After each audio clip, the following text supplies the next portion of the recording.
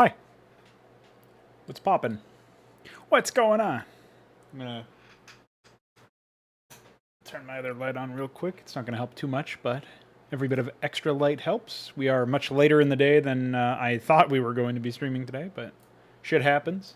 So we're back. As you can see, I've started plugging in the asteroid stuff into the shield and the fourth mission of Deliverance. My intention is to continue doing parts of the layout, but obviously it's very slow going considering I have got to manually place a significant amount of the content here to just properly visualize it at all. So while I can do some layout blocking with platform, I really have to manually start the placement procedure otherwise. And the other thing is that I have to add in the higher dirt cliffs from DF into this tile set. Which shouldn't be too difficult to do, but is going to add another layer of work. So I haven't fully mapped out what exactly it is I want to do by the end of this stream, but I would like to make some significant progress on the bottom half of the layout, planning-wise, like plot out where Deimos' base is going to be. I've sort of made it very obvious with a bunch of repeating tiles where the ramps or bridges in this particular case are going to actually be. So there's that. But otherwise, I haven't done a huge amount of work just yet on any of that. So I've made it clear, like, oh yeah, over here and over here. I actually think I'll probably be redrafting this one because it's right at the end, whereas obviously it makes more sense to do it here. I don't know why we would also need that one, unless we open this area up pretty massively. And again, this outer strip, it might end up being catwalk. I'm still not 100% sure about that. I do have a catwalk bridge tile that should, in theory, merge both ways. So I should be able to just open up the PSD file for that, blend it with some high dirt cliff tiles, and call it a day. But it's going to be slower going on the development of this particular map, just on the basis of the fact that there's so much extended terrain to sort of slog through. So I guess, you know, in some ways that might make more sense to isolate sooner rather than later. I'm also hoping that we can maybe plug in some extended tile flags so that I can put basically like a material flag on certain tiles so that we could have the artificial geyser play on man-made constructions, basically tiles with a man-made or artificial flag. If we could manage to do that, that would be pretty useful, because then we could also go a step further and obviously have like a grassy version of the geyser on the jungle tile set could only be over jungle terrain or raised jungle terrain.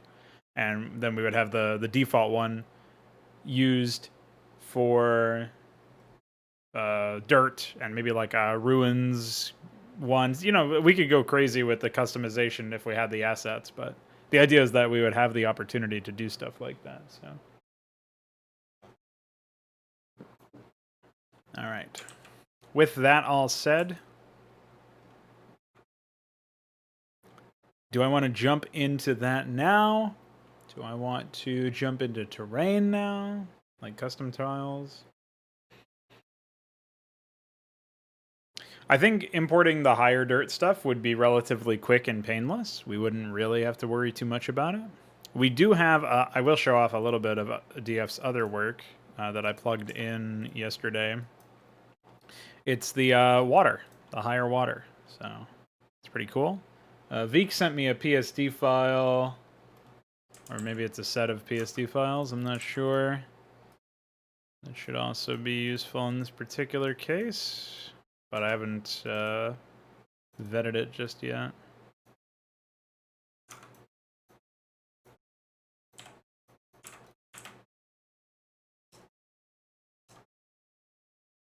Anyway, as you can see, the high water, and then higher water is the ultimate level. I think it's pretty nice. I do worry a little bit about the very bright nature of the higher dirt tile. Not sure how that will end up looking, but for now it's pretty neat. You know, nice to have, more or less.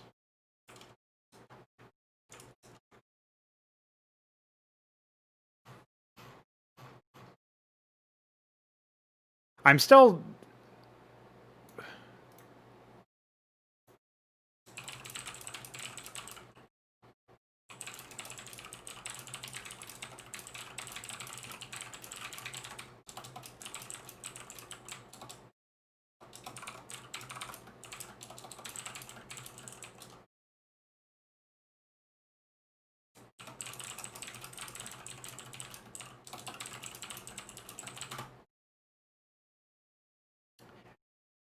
Veek seems to be hard of reading instead of hard of hearing, but that's okay. That's for another time anyway. But yeah, this map will eventually I'm gonna have to take these ramps and convert them over to using the new tile, but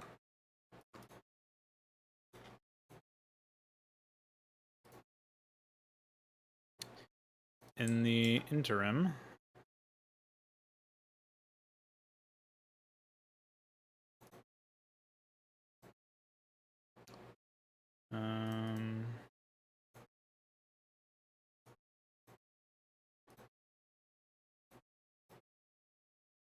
so what I can do is I can add, like I was saying earlier, the higher dirt stuff. So if I find this HH dirt junk, jump into platform dirt.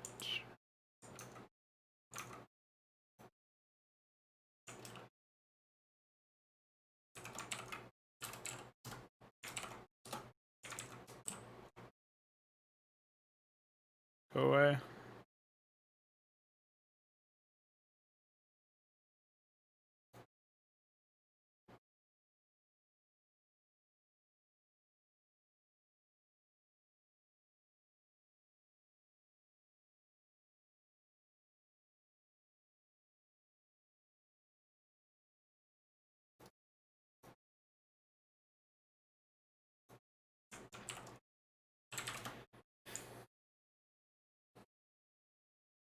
Hi.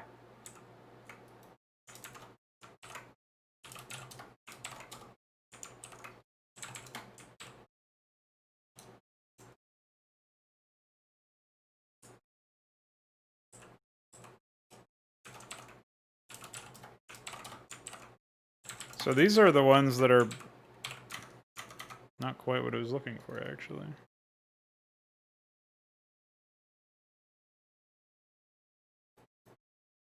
Oh, here we go. I actually replaced the other ones.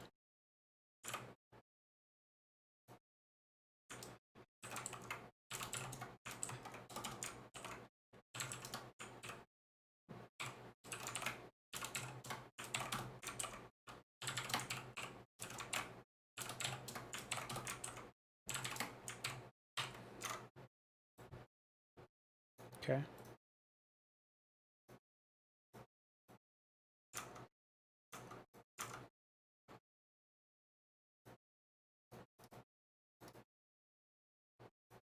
Oh, that's the other thing that DF actually did is he converted the water into swamp for jungle. So it's like this a similar tone color-wise, and he was able to recolor the cliffs and stuff.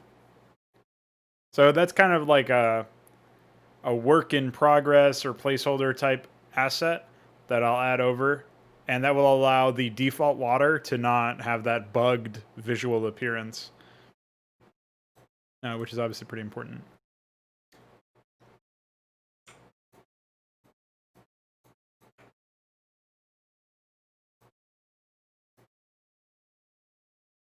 All right, let's dump all these in here.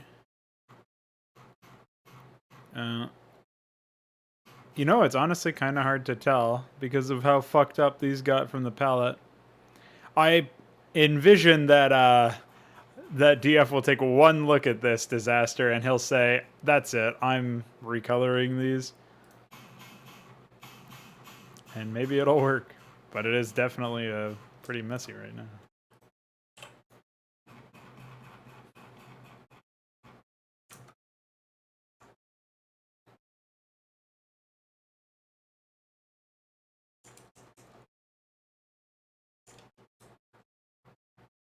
Oh, you added 4 of them. Yeah, I had no idea. I couldn't even tell because there was so few. You missed the temple one and like 2 or 3 others probably.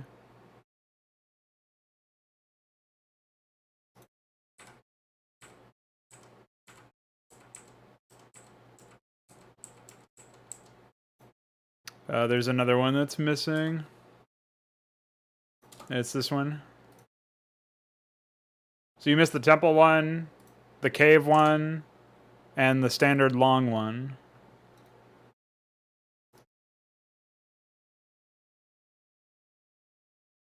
Which I probably didn't send you a PSD file for any of the... Oh, you have the temple one, so that's not true, but I didn't send you the cave or the standard long one, but you obviously could have grabbed the graphics. These ones should be swapped. Yeah, the bottom 2 should be flipped over so that... Well, I guess it's not that big of a deal, but the west one is usually the one that I like to put on the left, and I probably just didn't do it properly in the other examples. So yeah, you're missing 3 ramps. So I'll send you the standard long and cave ramp PSDs, and hopefully that'll be good. I didn't even check get ahead today, but it doesn't look like you have a fix for either of the crashes that I reported or the 2 bugs that I reported otherwise. So hopefully you can take a look at that at some point. I guess the PyMPQ one is a bit more annoying, but the PyTBL or PyTile one is really confusing. I don't know why it keeps doing that.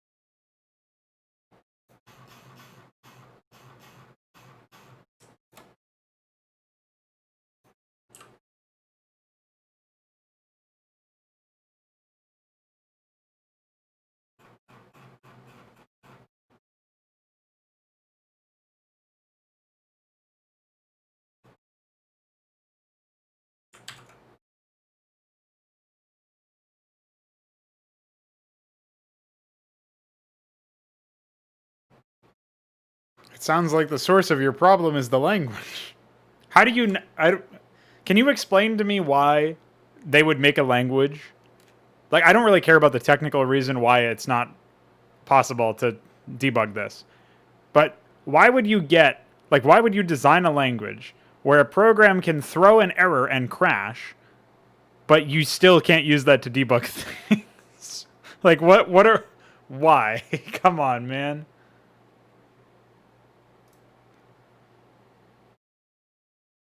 Can we get even a little bit of brains? Presumably the 2 bugs will be easy to fix then, at the very least.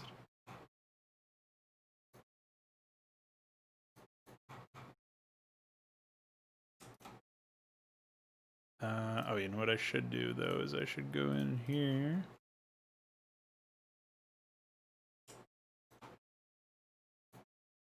Export.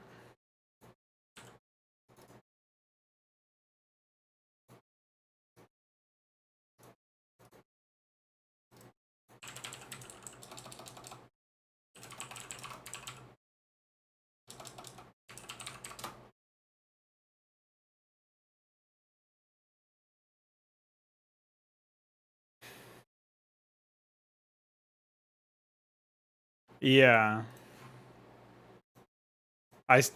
But why? Like, why would they think to do that?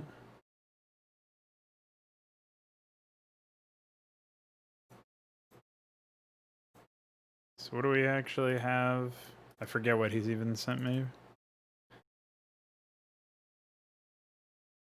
So we have swamp dirt water, swamp H dirt water, swamp HH dirt water, and swamp water.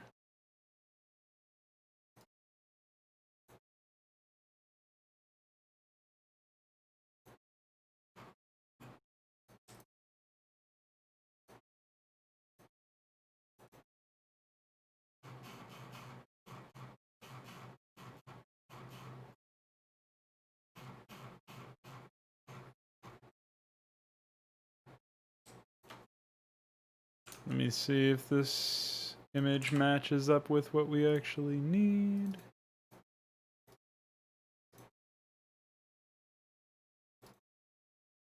Yep, looks like it. Why does it not bring in? I never know if I've actually already clicked a button in PyTile either because of how goofy this ends up being. It doesn't bring any windows that you already have set up to the forefront, so that's pretty epic. All right, let me save. Pop this bad boy in here, and we will bring it till here. Import settings.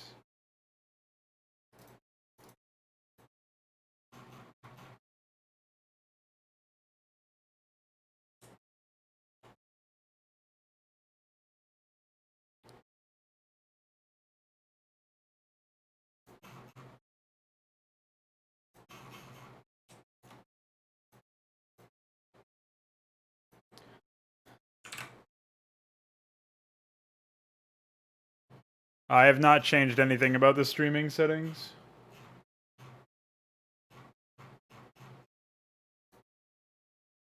My webcam lighting is different because I'm streaming at 7:30 p.m. instead of 9 o'clock a.m.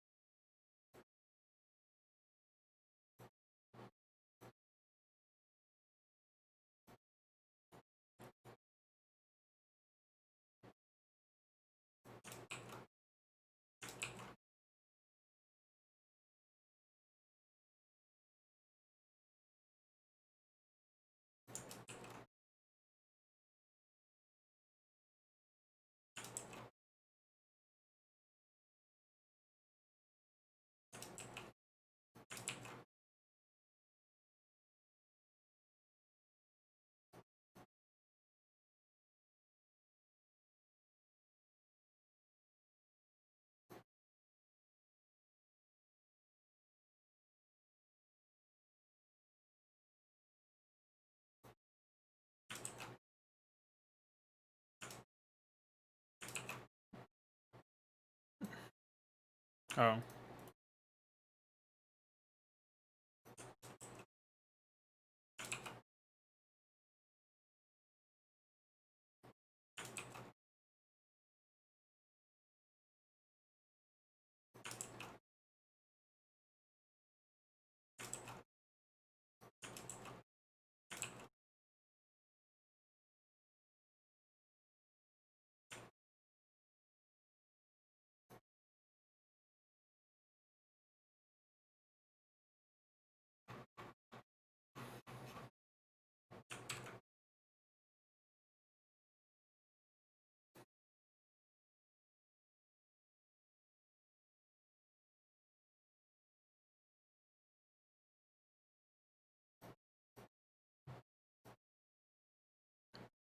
But yeah, I wasn't asking really as much, or I wasn't asking about stuff like why do people use it. It's more like why would you make a language with so many seemingly obvious problems with it in that respect. I don't know. Doesn't make any sense to me. like 7,000 mini tiles, so.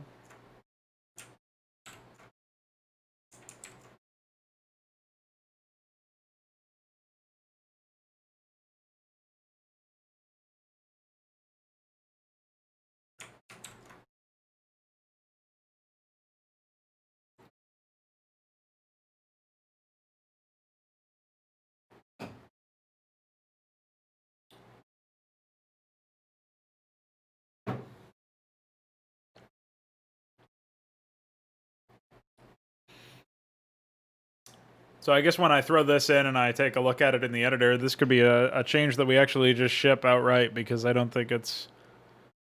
I think it'll be nice to finally fix up the water. There's a number of water issues that we had.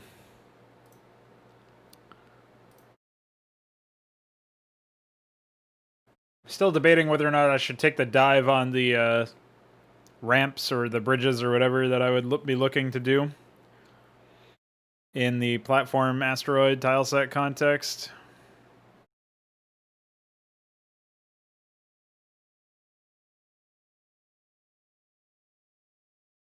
Not sure.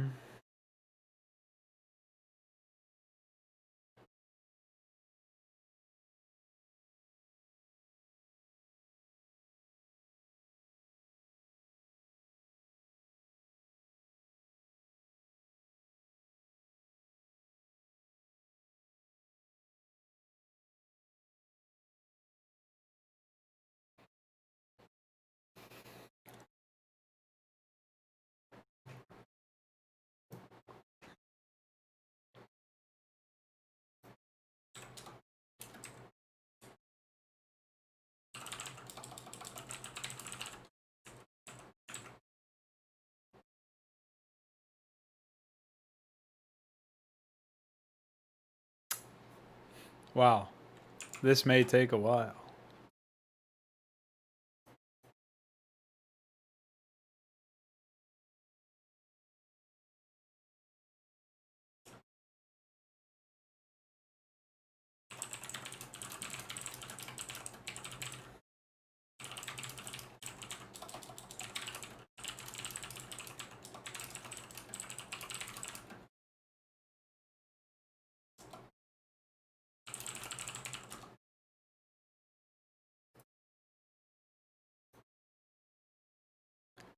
The ultimate irony, or not really irony, but because it is something you would expect. The ultimate fuck you at that point would be if it just broke the... I hope I didn't just accidentally make a bunch of copies of shit. If it just crashed after I hit save. Hey, there we go.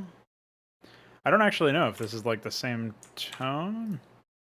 No, it is notably different as far as tone goes. Not sure if that'll survive or not.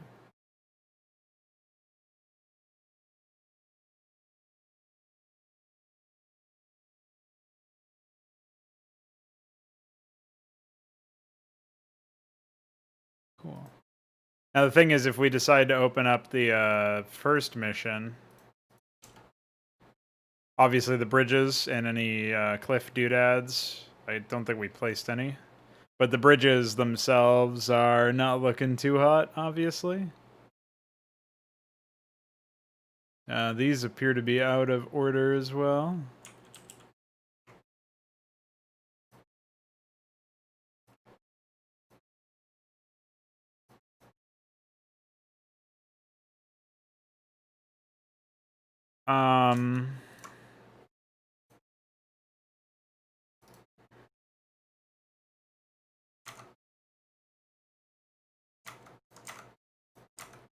Or PyTile is just really good. That could also be why. How did that even happen?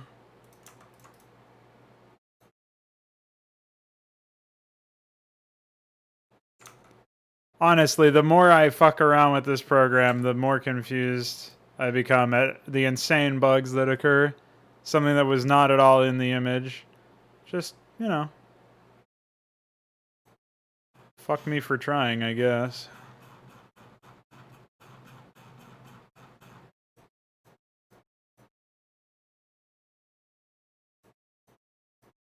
Jesus Christ, dude.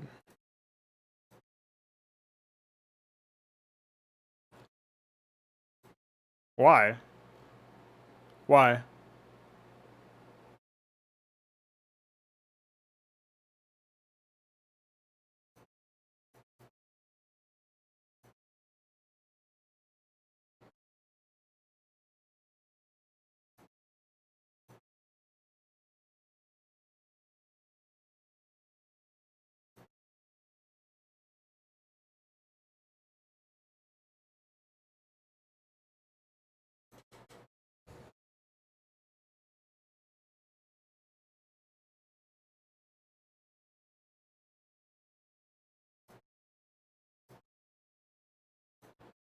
Fuck me if I know why. Just defaults to the last one for no reason.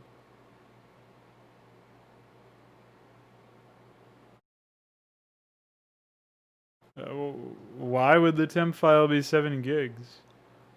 The fuck are you doing, dude?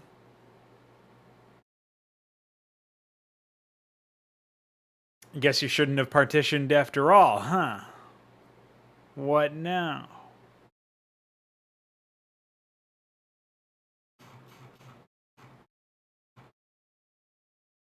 I really don't know why that happened. That is very strange. Let me see if I can hunt around for any other errors.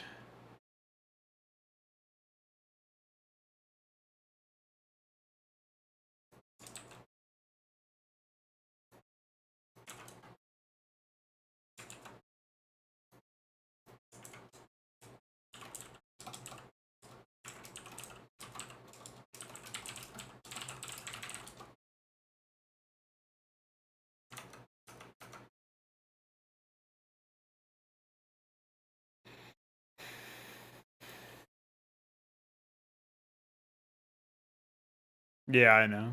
It wouldn't have saved you too much. Alright, I don't see anything else immediately striking me as fucked up, but it was only a cursory glance.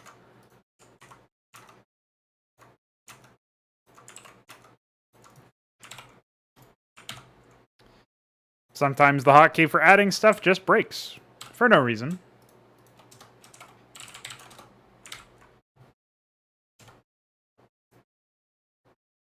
Software was a mistake.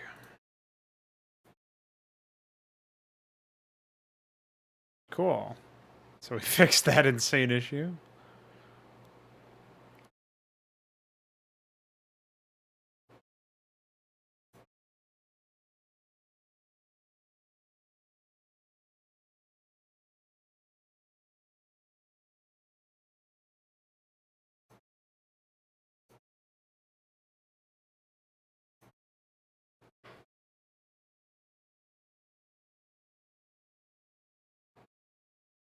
Weird looking bug.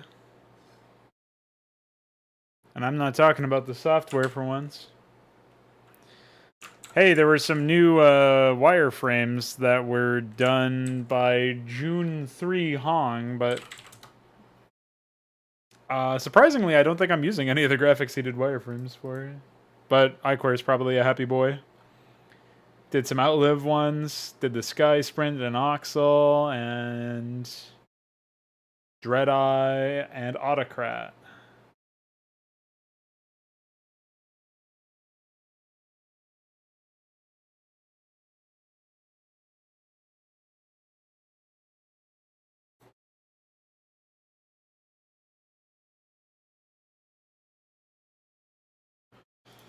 Wow.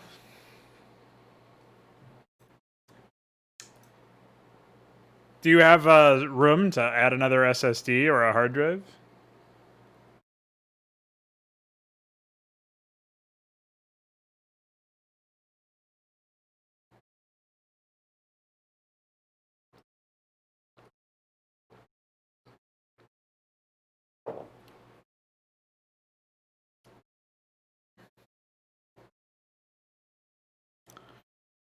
Oh, find some piece of equipment you want to upgrade towards. We'll see what the price is, and if it's reasonable enough, I'll just buy it for you.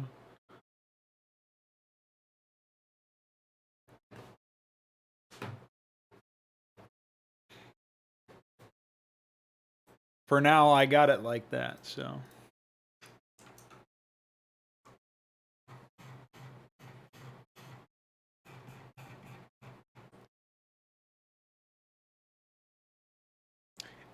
Would you have to reinstall Photoshop or something to another drive, or do you actually not have any hard drive space or solid state drive space? Like no drive space, no matter what the kind of drive is? Because most people don't live off of just solid state, so I assume you have a hard drive, but that must also be full.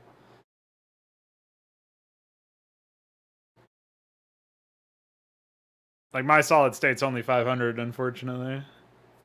I should have probably grabbed like a terabyte or something, but I didn't think about it at the time. It was a little pricey.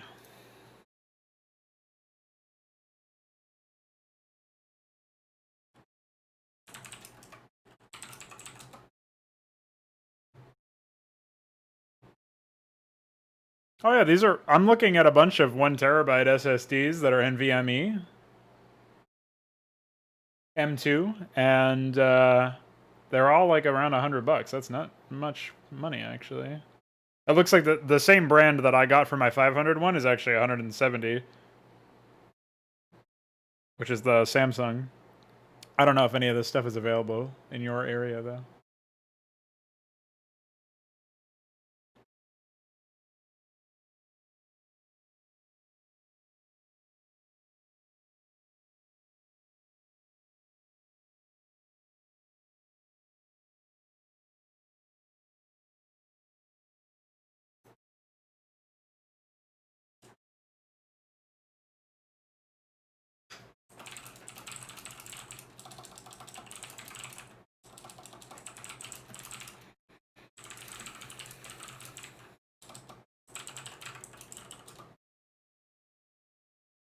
Is that just because it's less? Like the thing about solid state drives that scares me is that everybody's talking about the fact that they have like limited write capacity or something.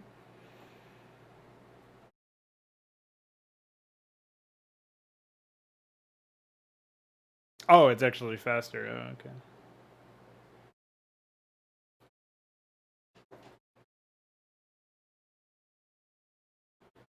I assume that if you have a situation where it's like, you know, you're dealing with like a 1 terabyte drive, in theory you'd be putting more stuff onto it, so it would also wear out faster. But I don't actually know how long the average lifespan functionally is. And I don't even know if it would be like the average user who uses an SSD probably doesn't use an SSD as much as I use my SSD, so I don't really know if there's anything there that's that would be potentially throwing errors in the calculations or something, but yeah, suffice it to say I'm not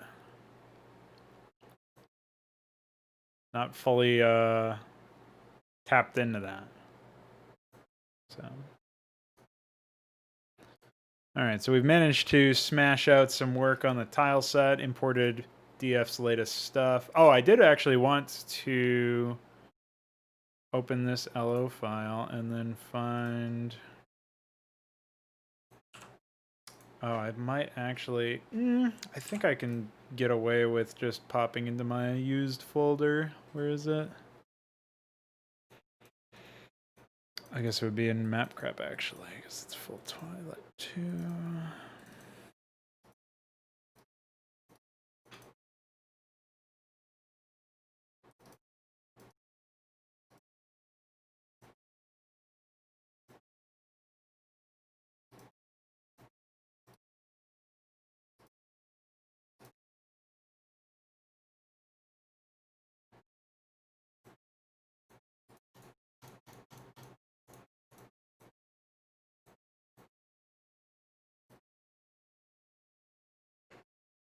Oh, here we go.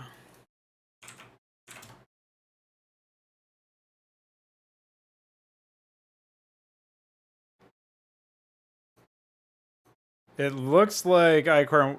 He wanted me to modify this to suit the graphic, but I don't know what specifically he wanted.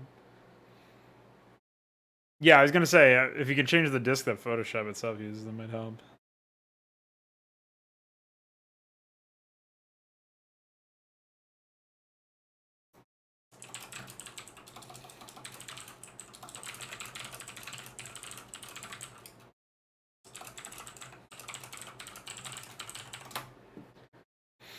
All right, so I'll smash this out when I get back. I really got to use the bathroom because I drank too much water too quickly. And after that, I guess I'll just continue working on the layout of the shield because right now I really don't feel like doing any tile work until I get a bit further, like more of an understanding of how I actually want to structure everything. So, BRB.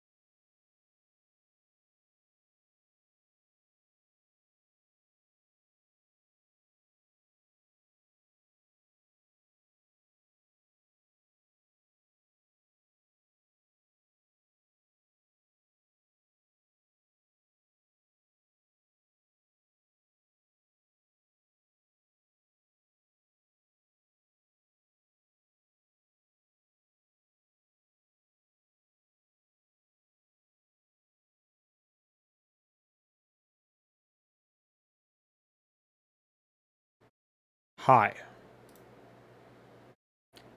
I have returned.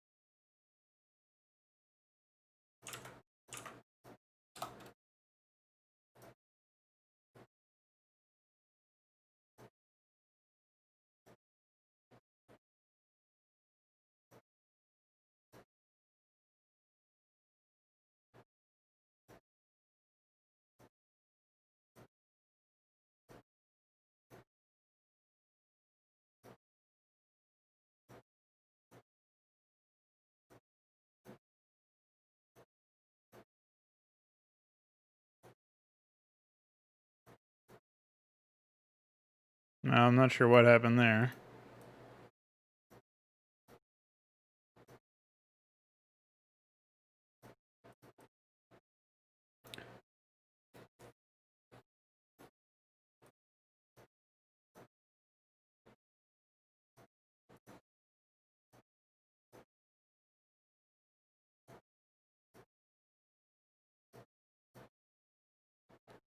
You know, something that I am pretty appreciative of having all of these new art assets to sample from Five Nations.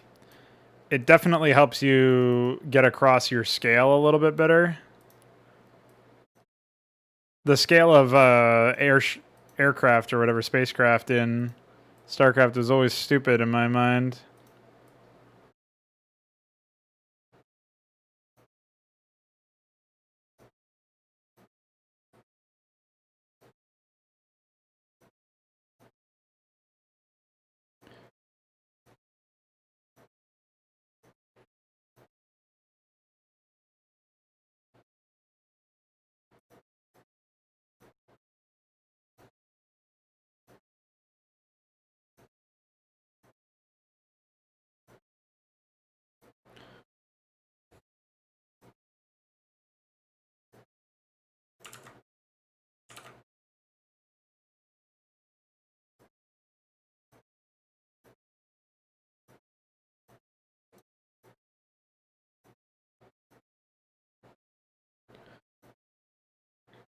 And one of the things that I've been actually doing lately when I'm not working on stuff is I've been playing that Star Wars Battlefront 2 game. And unfortunately, there's not a whole lot of value in it. But one of the things that it did get me thinking about was related to this, like the size and scale of space engagements, and how like space battles really could be significantly better in sci-fi games if you just had more of an involved hierarchy of ships, basically.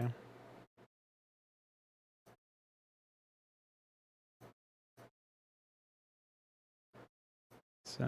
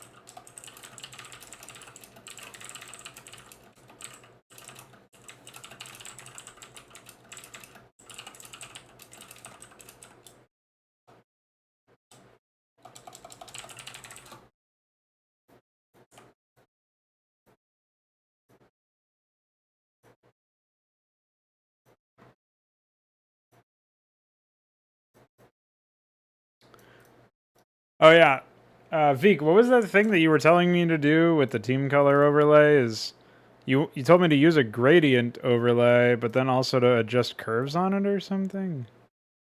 So if we do a gradient overlay.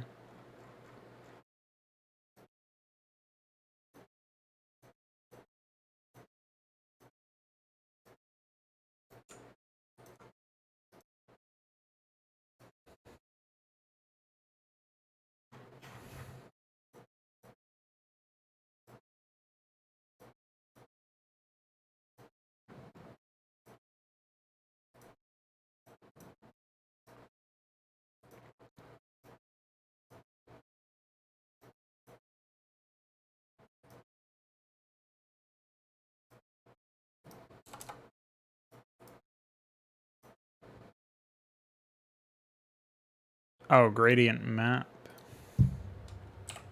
I don't know what that is.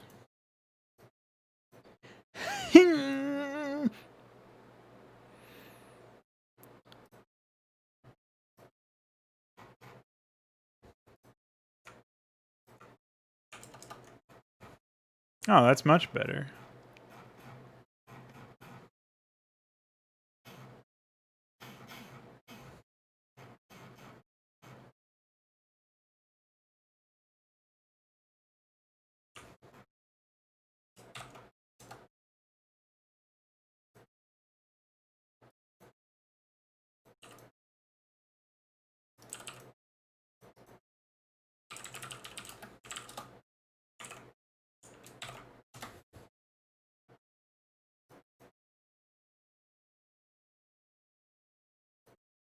Oh, actually, wait a sec.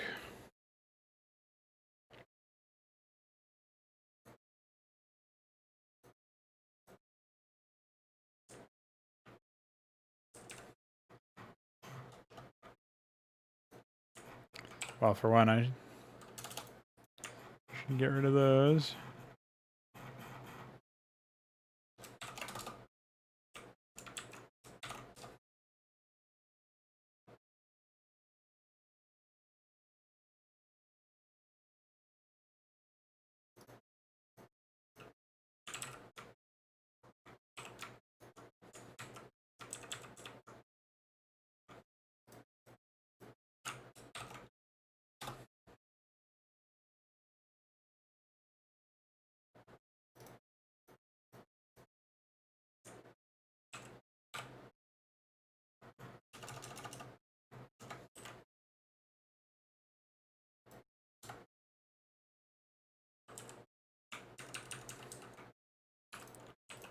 Ah, wait. God damn it.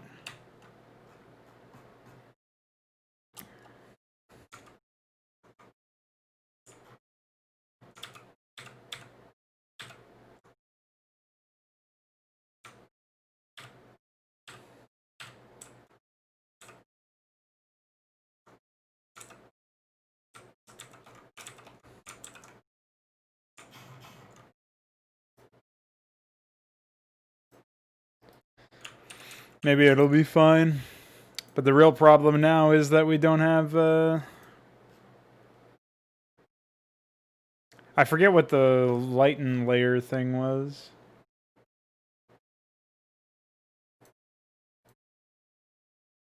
I was making a fill layer. Actually, I might just be able to save it like this. No.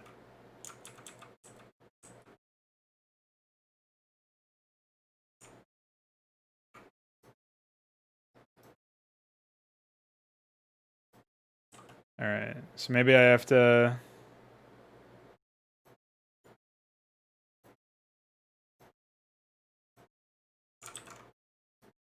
do this. That clearly does not work, so...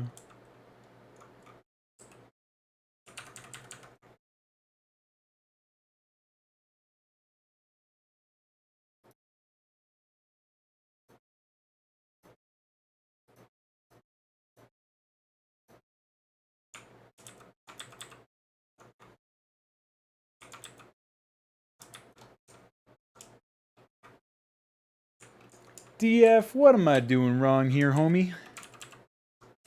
Create the color fill. 888.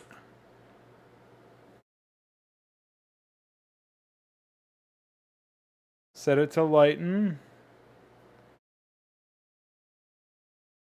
Attach it to Mongo Gunner. Merge visible. Save. But saving with that index still creates all these pixels. Oh, never mind. I'm an idiot. My tolerance was not set correctly.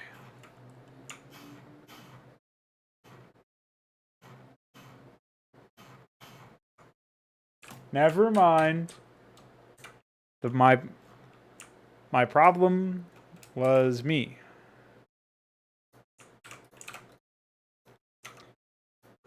It was me actually.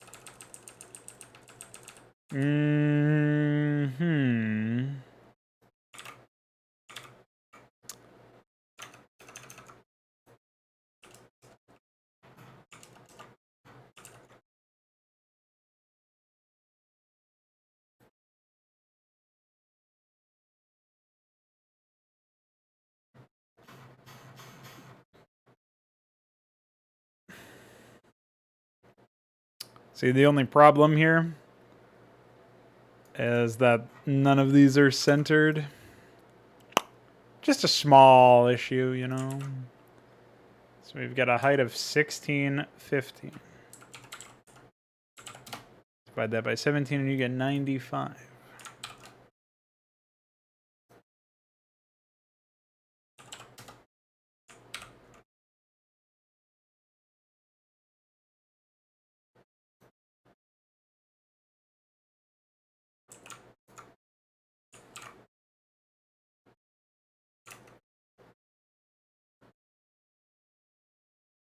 Hold on. And this is 102 pixels. So I should transform this to be 51.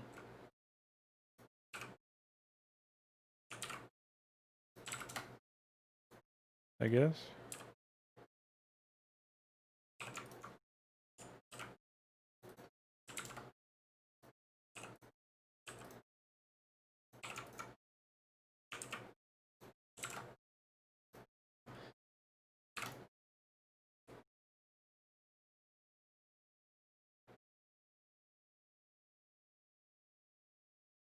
Yeah, the bridges also have a bunch of pixels that are definitely not supposed to cycle, but do anyway, so don't worry.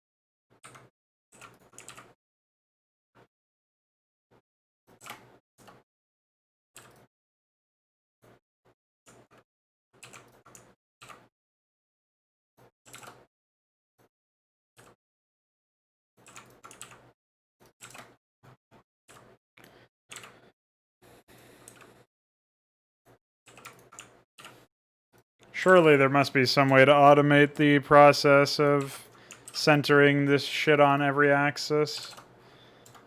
Maybe iQuare can do it with his assigner tool, but this is pretty insane.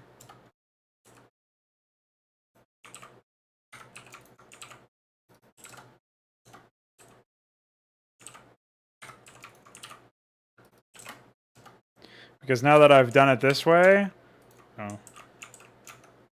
I'm going to need to then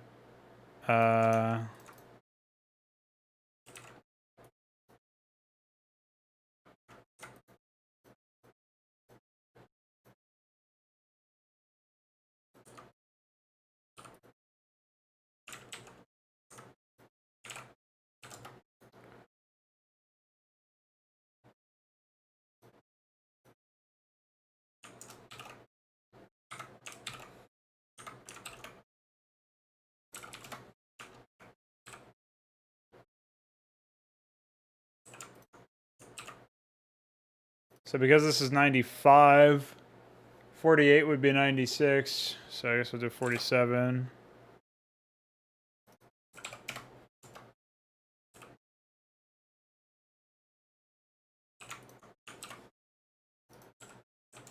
Yeah, like basically tell the image what the X is and what, or I don't know, maybe you don't even need to figure that out. Maybe you can do some math or something.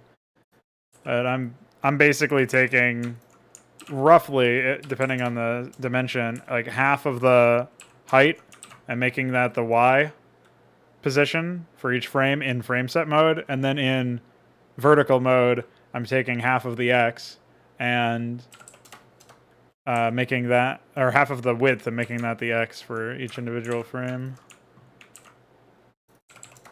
Which, I mean, it's agonizingly slow and it's pretty annoying to have to do, but at least it's doable in an image that only has one frame set. Good fucking luck trying to do this with something like the Gorgoleth, which has 15 frame sets, I think. Or something like that. Maybe it's only 7, I don't remember. It's some crazy number, though. I think it's definitely double digits.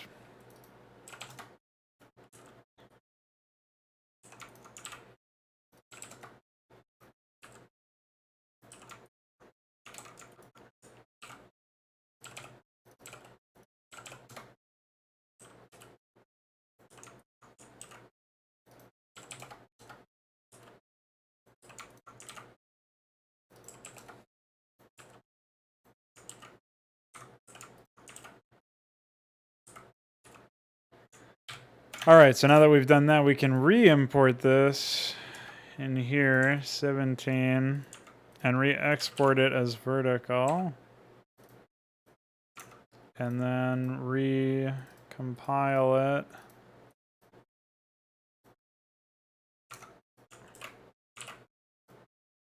Close this.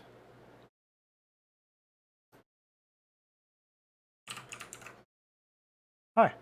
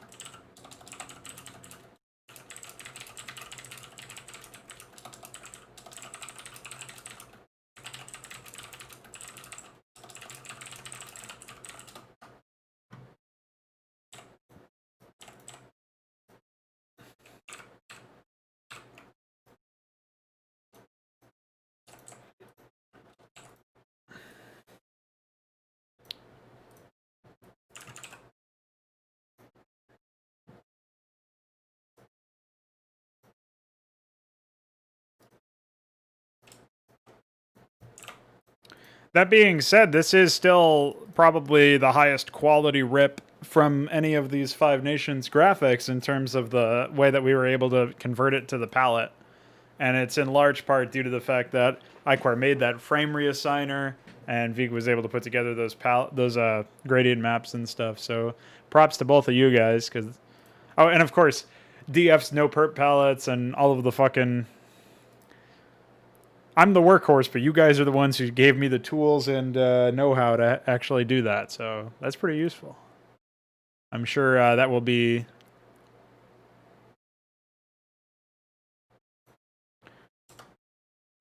used well in Iquar's project.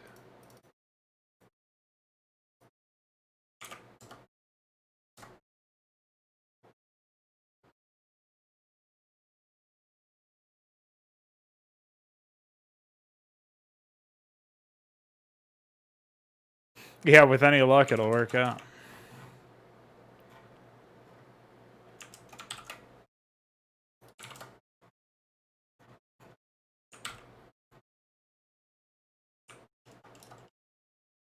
Any idea what the fuck happened over here? You've voided some random terrain tiles.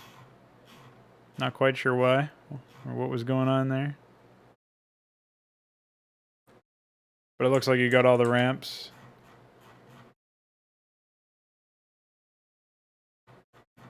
I don't think so.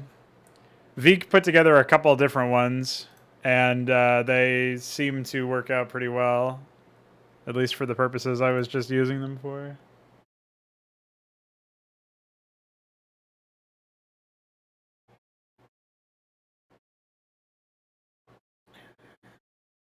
Well, maybe you can look into fixing it, if you don't mind.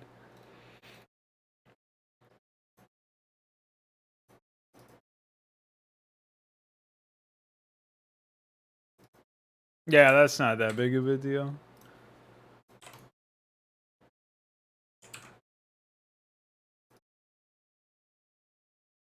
Hey, if you want to, if you want an image to practice on, I can send you this PNG after I process it real quick.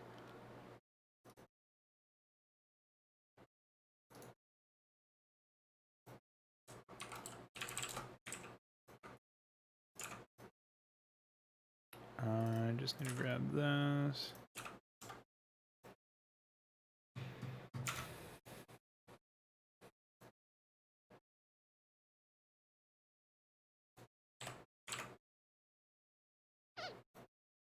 Oh, you know what I remember? Man, this took forever to do. But basically, I don't know. Maybe I'll try a higher tolerance, and maybe that will help me. Because it took forever to actually select the pixels for that I'm going to use for the team color. And I definitely don't want it to take forever, so here we are. Although, really the methodology that I'm using here makes it pretty easy to correct any errors.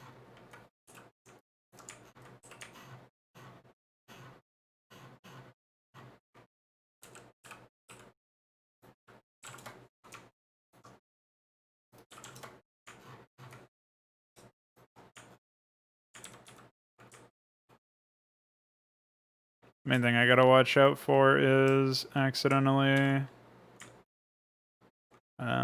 selecting some stuff that I do not want.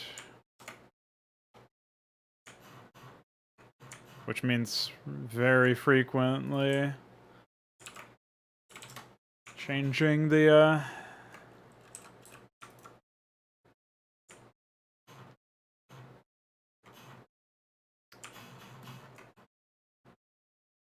magic wand thing. Tolerance.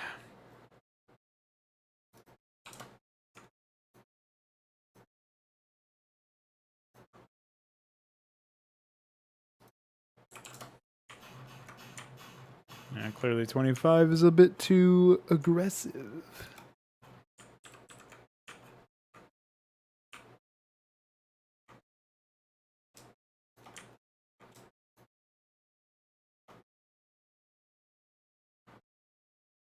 I say continuing to use 25.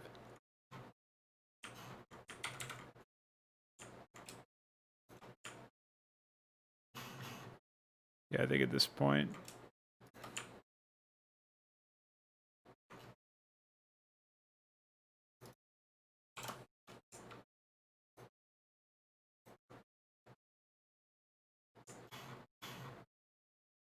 Oh my goodness, look at all of these harsh highlights.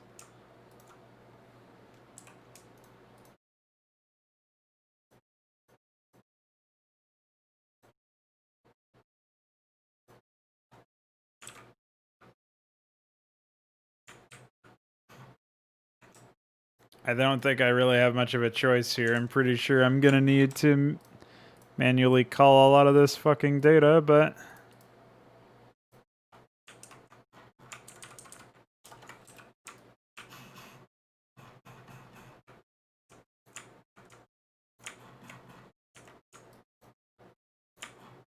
remember when I said I wanted this to be easy? Or not take forever? Look at me now.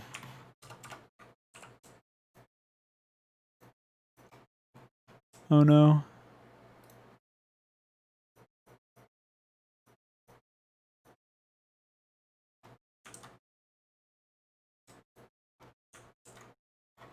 Alright, now I've got to scroll back over here to make sure that I didn't just accidentally add more shit to the selection that I don't want. What's up, Loler? Yeah, I'm just quickly running through some of these right now.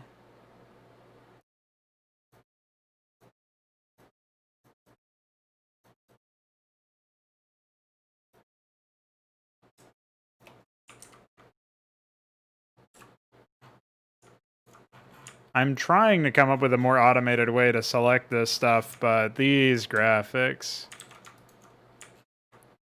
Let's just say they're very special in the way that they have been laid out.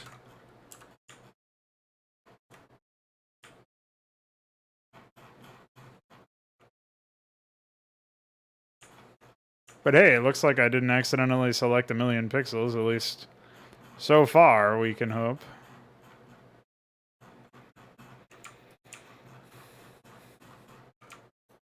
At least nothing that's too difficult to get rid of after the fact. But as we descend further towards the end of the graphic, we are tapping into more and more.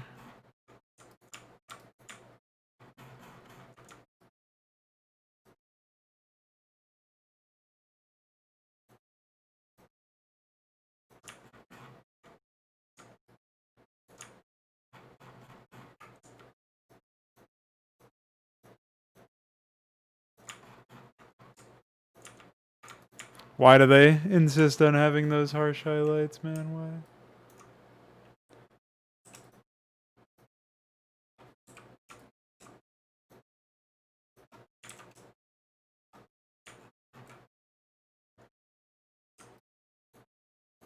I swear, what some part of me, as hilariously unlikely as it sounds,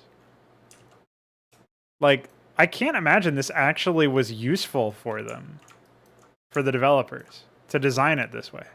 Like, it's actually stupid the way that they went around designing their graphics on a technical level. It's stupid.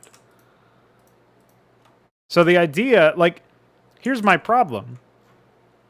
If this is stupid, which it is, and they still did it anyway, do you, like, did they make it deliberately difficult to rip so that people wouldn't take their graphics and put them into Starcraft mods? Conspiracy theory. You know, look into it. Eddie Bravo style. But seriously, what the fuck? Like, what? That might actually be the most likely explanation. Fucking lunatics. What's up, D, sir? Pay an artist? No. Listen, I may have offered to buy a guy a hard drive. That doesn't mean I can afford to pay an artist.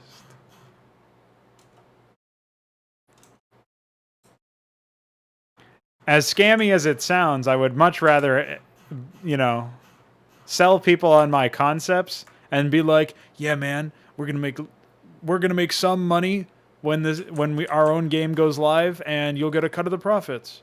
I'm much more inclined to do something like that, even though it's not particularly the most above board thing. Like, I'm not saying I would act in a corrupt and shitty manner, but many people have, myself included, have been spurned from that sort of talk. So, you know, it always sounds a little shady on its surface, and I wouldn't be surprised if that is the interpretation some people took.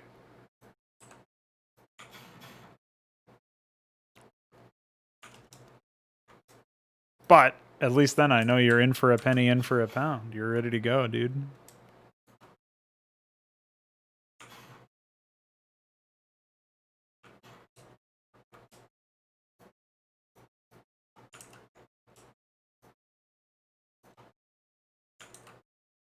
I'm not going to grab every single pixel, but I'll grab a couple of them.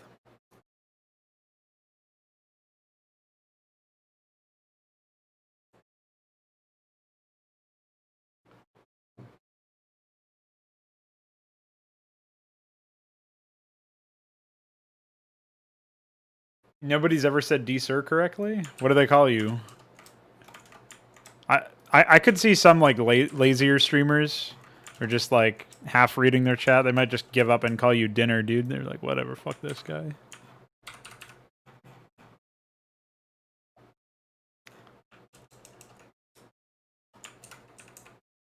Fucking furry. Well, I've got avatars disabled on my chat app, so don't worry, man. Your secret's safe with me. Does he have... All right, rest of the chat, you got to expose him. Does he have a furry avatar? Is it very obvious that he's here to convert potential YIF mates? What's the verdict, dude?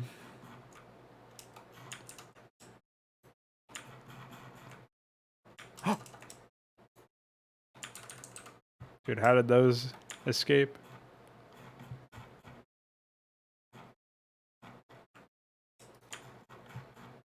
I can't tell. Not a good sign. If it's not definitively yes or no, you might be riding that fence post. You can't make me.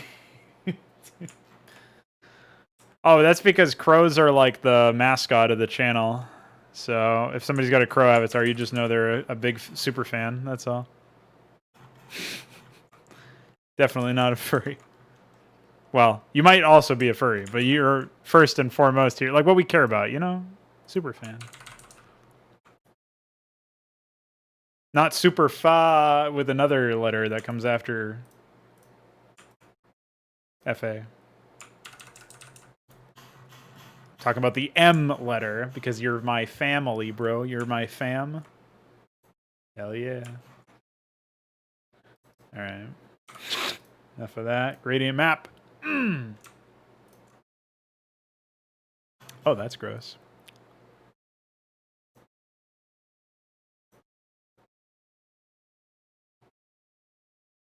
All right, what did you say about curves, by the way? You were actually talking about this, I assume.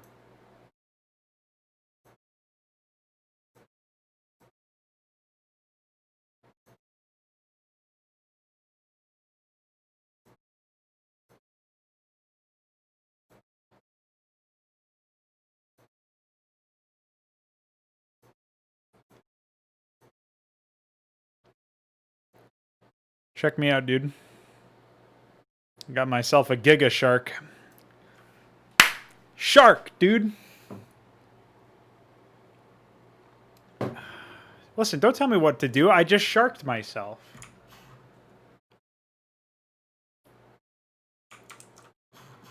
Can't believe this.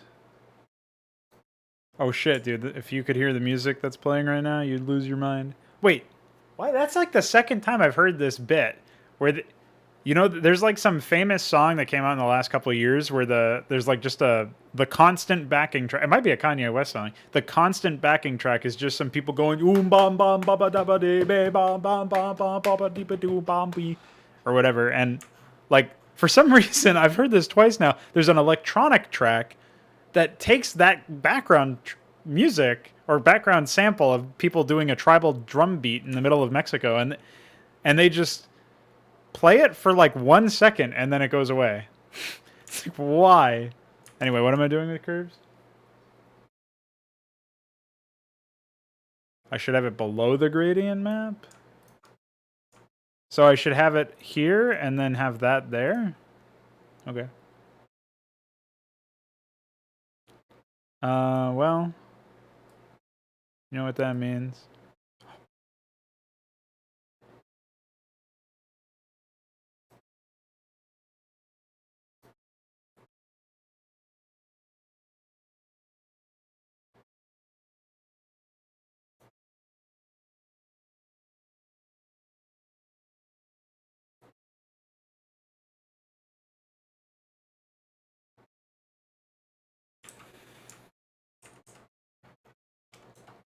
Yeah, I have used curves before. I just didn't know what the object here was. Trying to create a nice bit of contrast where I can.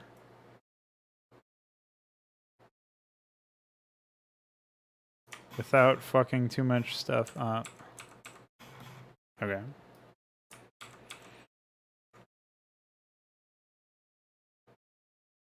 Oh shit! The sample came back. To why? What the fuck?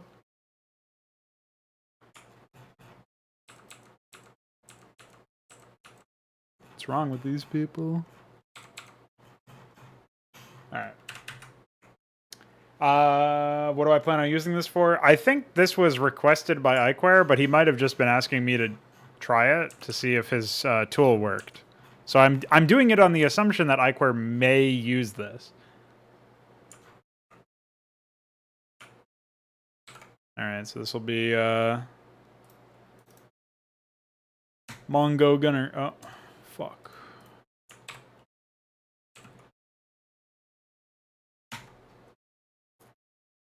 Wait, why? Did I just save over my mod? Oh, I just copy and pasted it over, I guess. Okay, whatever. Giga Shark. Alright, DF, I just sent you that PSD file. You can take a look at that whenever, and you can use it as your demo or your basis for doing your script that will realign the frames. Yeah, the ones. Well, I can't redo anything that has an animation because his tool currently breaks on those. So anything that has more than one frame set breaks the tool that extracts it and compiles it into that format. So when he fixes that, I will be doing things like the Gorgoleth and the whatever the fuck else there is. I know the Nathrcore also uses that. Oh shit, dude, Squidward. Why did I call this Squidward? I guess it kind of looks like his house, but what the fuck was I thinking? But yeah, like buildings, those kinds of things. Obviously, ships that only have one frame set, like the Azazel. All those can definitely benefit from that. So. Yeah, I converted the Mongo Gunner because it was by request. That somebody actually it was Iquare. Somebody actually requested the Mongo Gunner. Doesn't that look like Mongo? That looks like Mongo in vehicle form.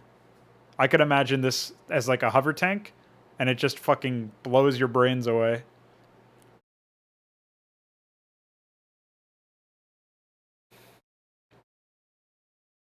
This is a graphic that if you didn't want projectiles for it, you wanted it to be instant hit, like a siege tank or whatever, you could actually make use of an overlay graphic. You would do imgal use LO and then kablam. Dude, it would shoot you so hard that you would go back in time to when you had brains again. So it might actually be a preferable treatment. Except you would also be dead, but your corpse would go back in time.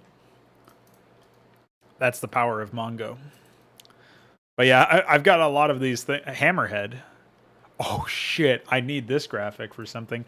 Veek, the more we go into the development of Deliverance, as much as I'm excited and convinced that Deliverance is a good idea, and I'm really excited to continue working on it and get it out there to people because I think it'll be banging, all of these graphics would be so beautiful in a comedy project.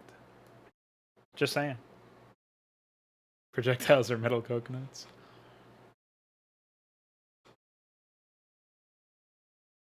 Dude, I thought of you know, it was really mentally. I know I was not feeling very good this morning when I woke up, and that's part of the reason why I wasn't on until very late today. But I know I wasn't feeling very great because I had some fucking thought where, like, a line in my brain kept playing, and it was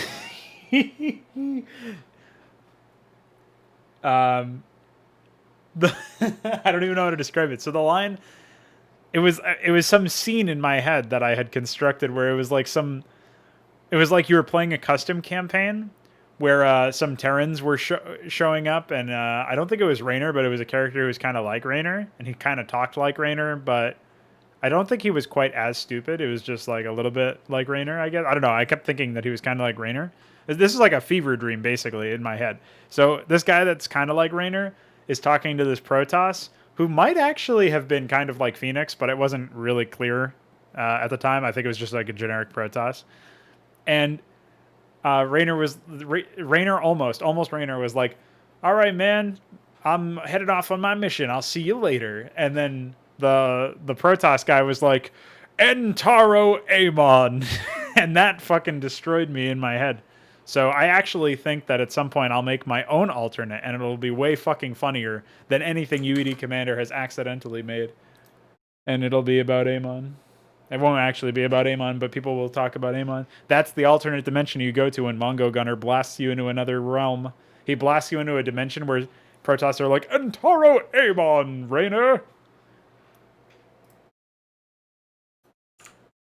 So, just saying. The only question is, when are we doing that? Well, obviously you're talking about something other than what I was just talking about, but I don't think we are. Not until the new engine. But we'll see. My brain is definitely gone now. All I'm saying is, if you woke up and you had a fever dream of an Amon alternate scene playing in your head, you also would be calling out of work, just like I did. So, just saying. Just saying. Context. Context is king.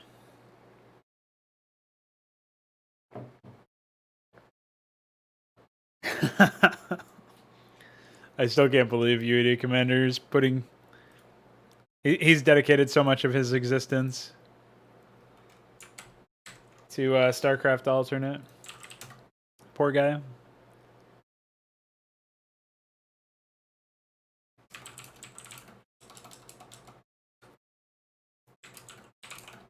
Holy, get ahead. What the hell?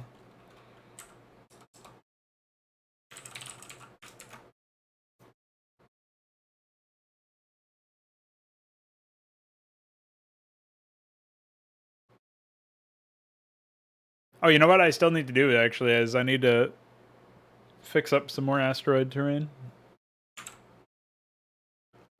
Starcraft alternate is... Hold on. If staredit.net ever loads, I can tell you some funny anecdotes.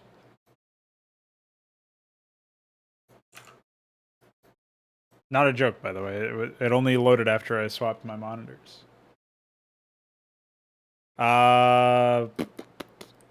In the year of 2013, mapmaker Stratos Taiga released a campaign called StarCraft Alternate. Its main theme was swapping all 3 races of StarCraft story-wise, while keeping general storyline and original missions themselves mostly the same.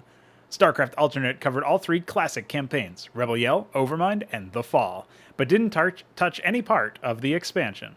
The Brood War Alternate project, once started as just an add expansions to the SEA plan, is up to both improving all aspects of what is already done and expanding the story further into episodes 4 through 6 and someday beyond.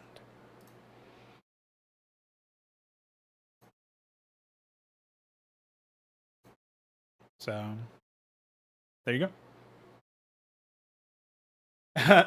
Yeah, Knave is the antagonist, dude. Knave is just going to release more Psycho projects.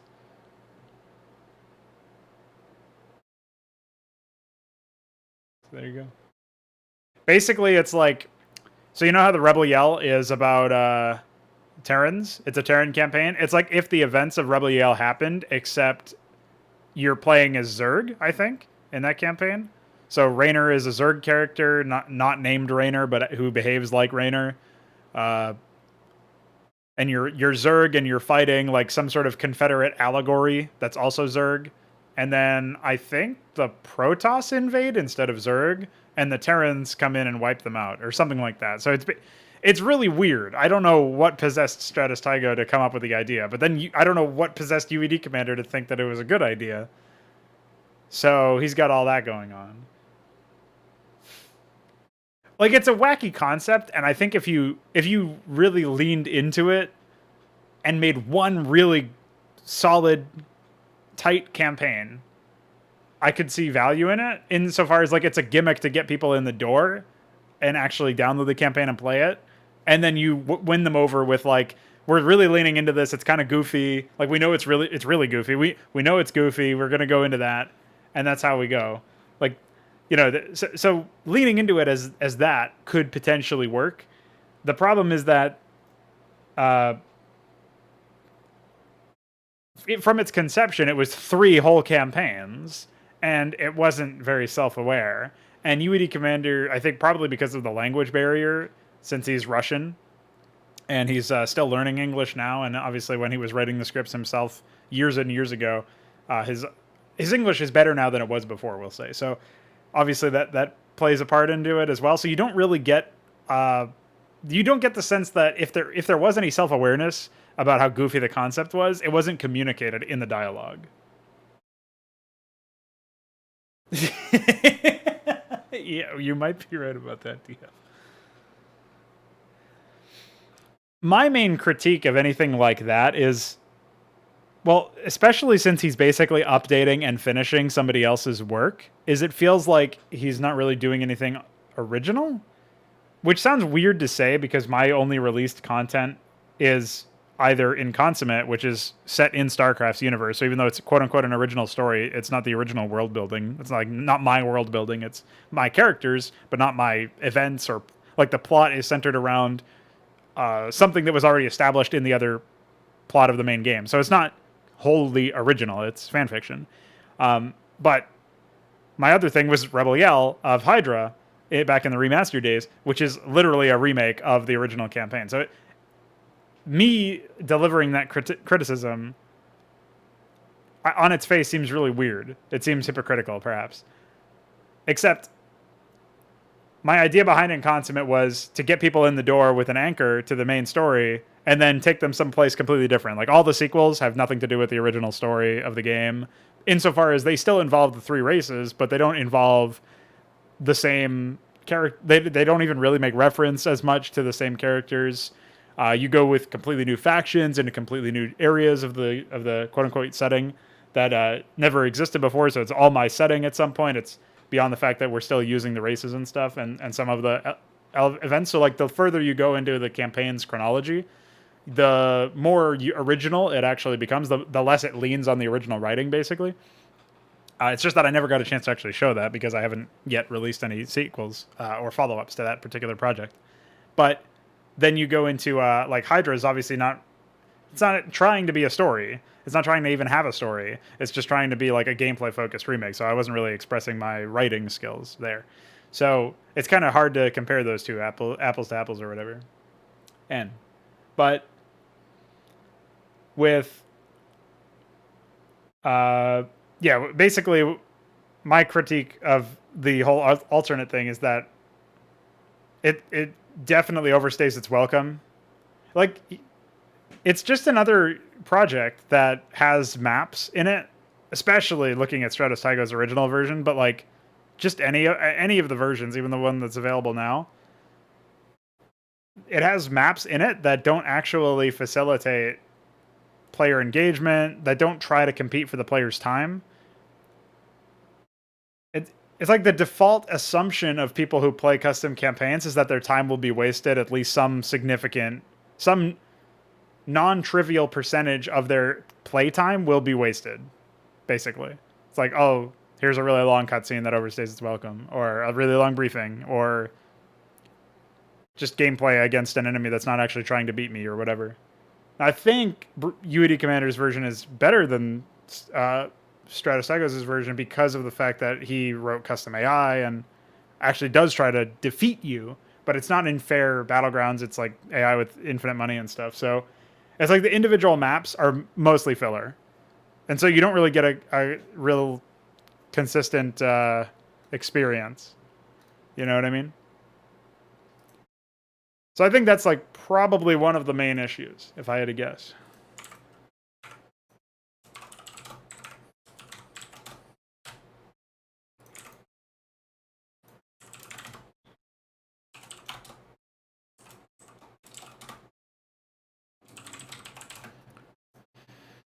Oops.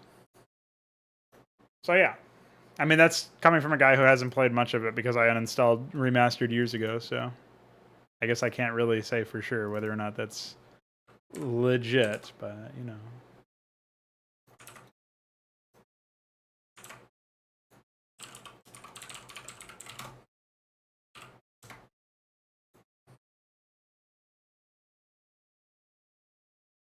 Oh, I forgot about that one. So here's another issue. If the graphic has 32 facing directions, it gets converted fine, but if it has 16 facing directions, it does not get converted fine. So basically bye. Where did the... Okay, so that's EXP unit 04. Well, I guess I'll leave this out here for now. Fed EXP unit 04.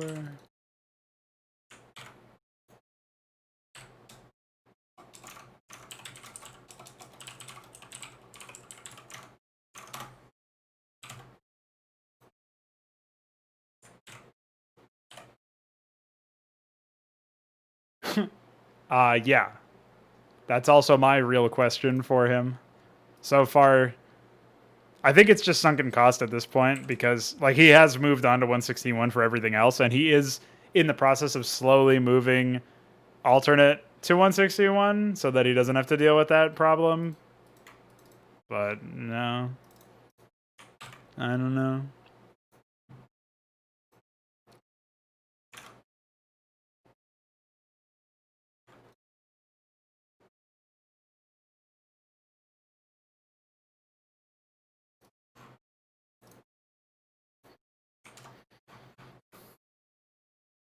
Okay, see you later, Veek. Thanks for your help. Mwah.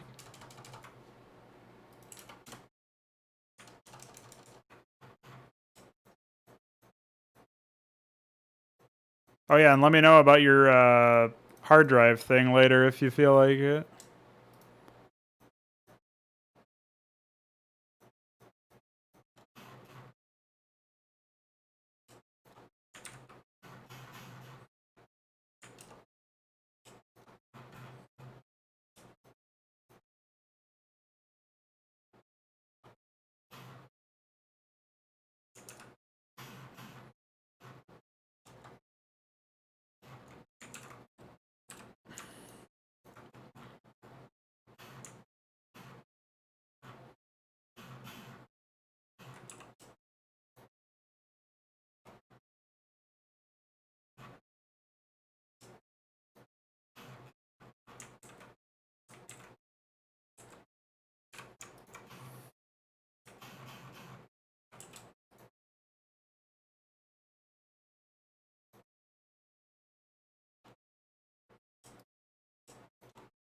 I'll say one thing: it's way easier to handle team color when you've got the advantage of not needing to do it all manually, especially considering my artistic skills.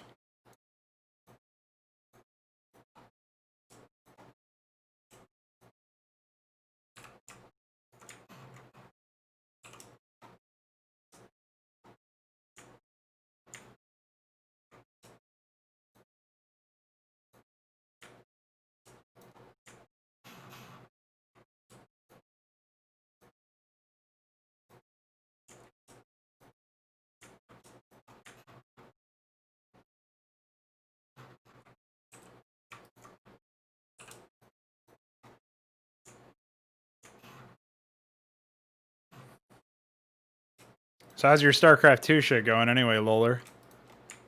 You finding any luck? Because of course, talking shit about remastered, you gotta also talk shit about StarCraft 2. I mean, come on.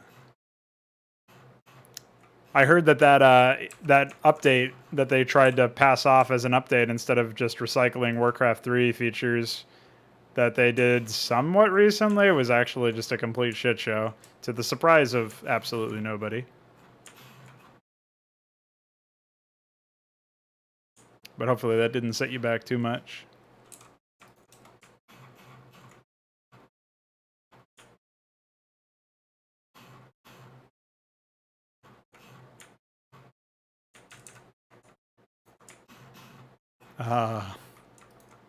That might be a bug on their end. I don't think that's supposed to be there.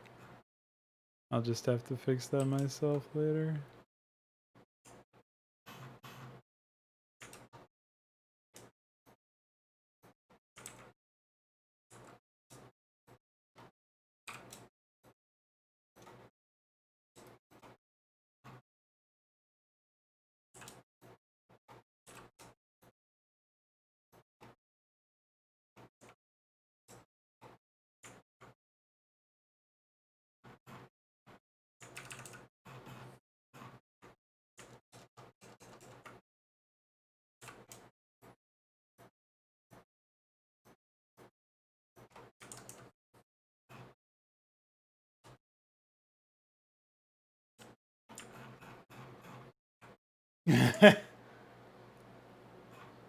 Yeah.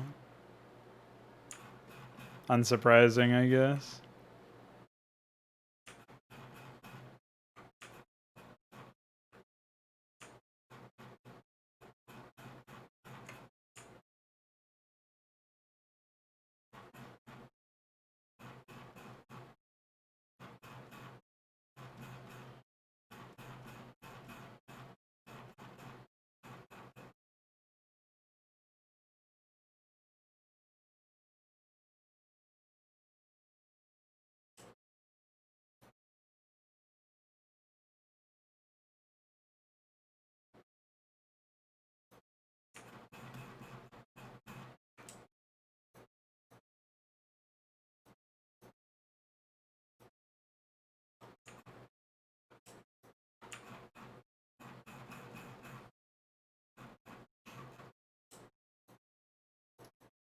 I still basically have to improvise here on the lighting. What the fuck?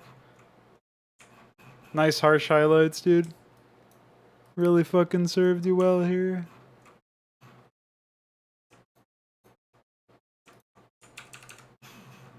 Oh, that happened over here too. Wow, that is nice.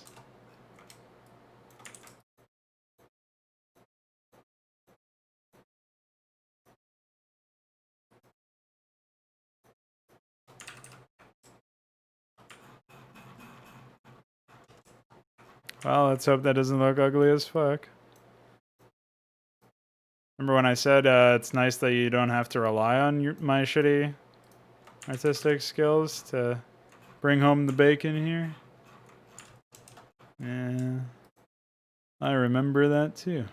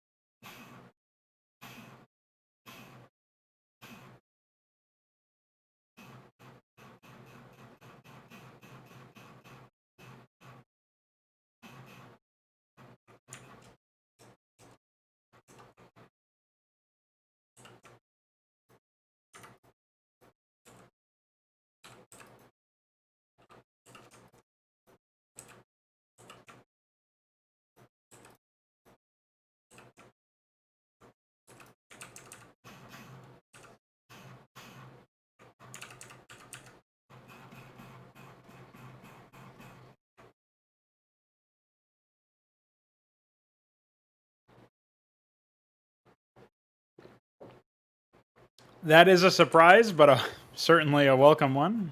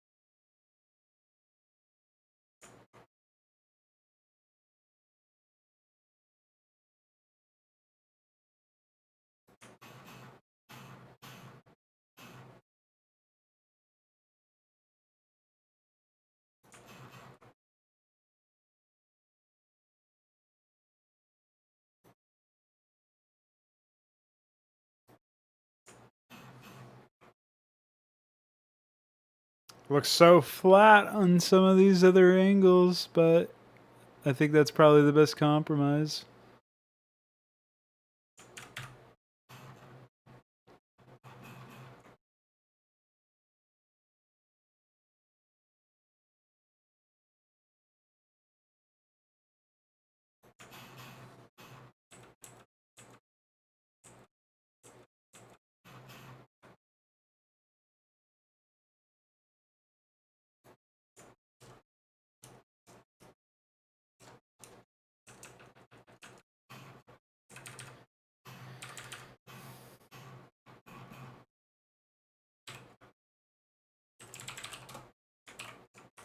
All right. I'll send you this as well, DF, and you can take a look at it whenever for your script as another example. But obviously, if you get the script working for the GigaShark, you can just tell me or send it to me, and I'll do it on the Centaur. Just another way to look at it, anyway. Unfortunately, I can't prepare anything that's like that I know will include multiple frame sets worth of units or anything like that.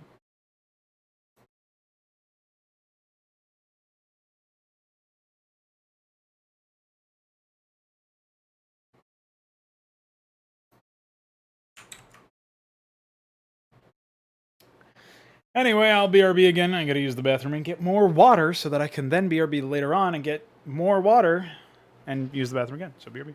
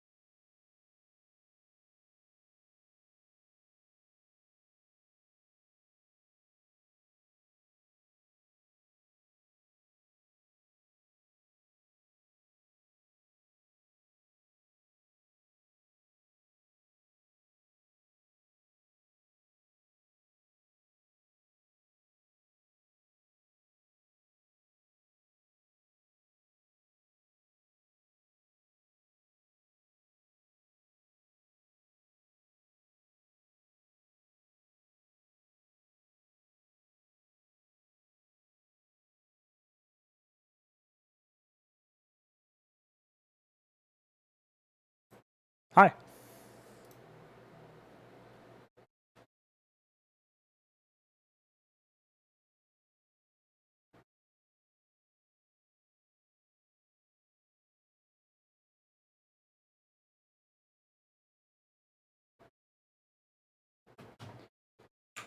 Yeah, that's my favorite one. And by favorite, I mean the one that is always spammed at me.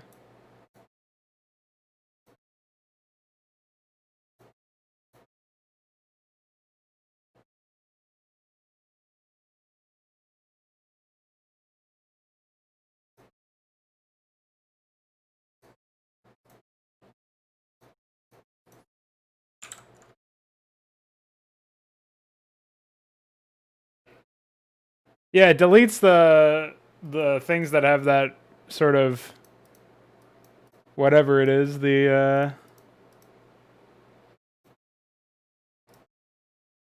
deletes the message from Twitch chat, but unfortunately it doesn't stop Restream from showing it, so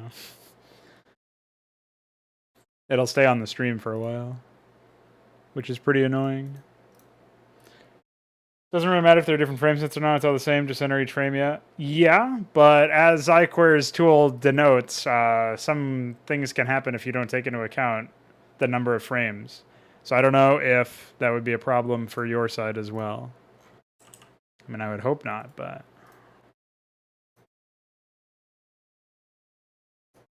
you never know.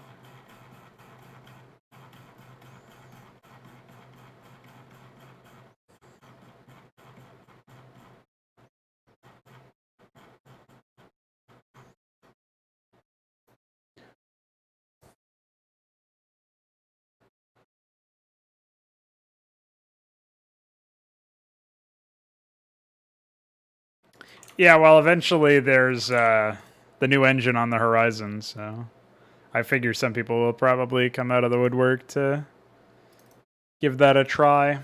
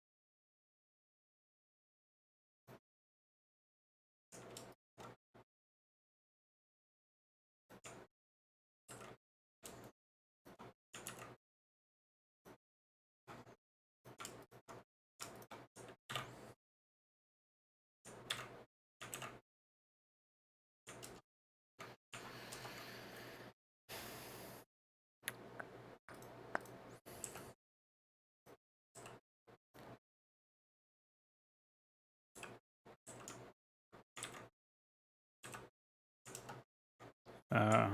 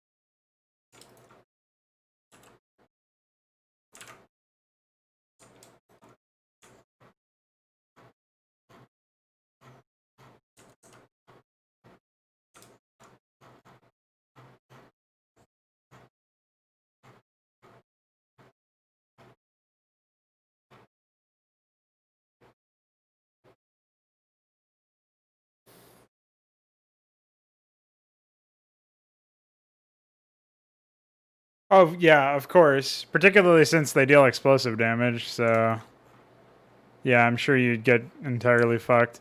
That's something where like the pathfinding is actually working against the player, which is pretty insane to think about.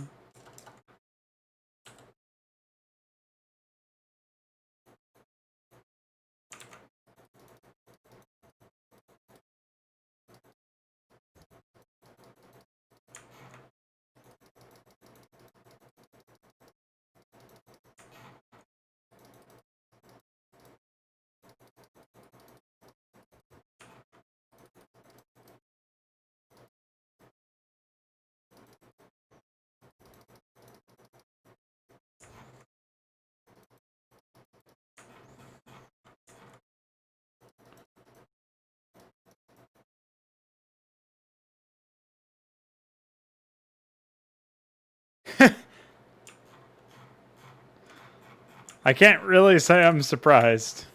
Starbo's a pretty big meme in the circles I swim in.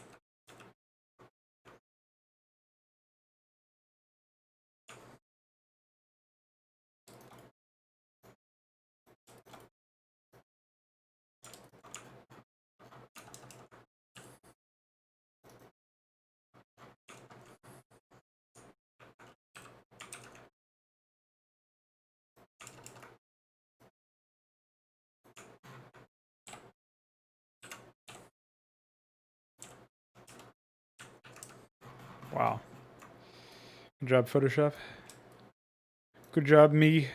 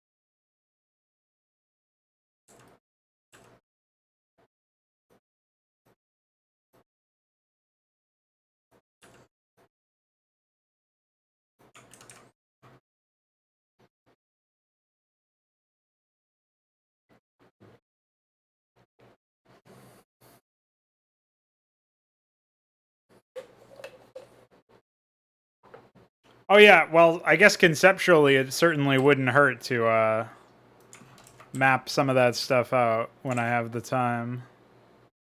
I've been so busy working on the like what we have the ability to technically implement, but I haven't really given it that much thought, to be completely honest, in the last little while.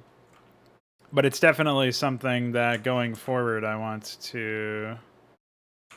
The fuck? I accidentally pranked myself.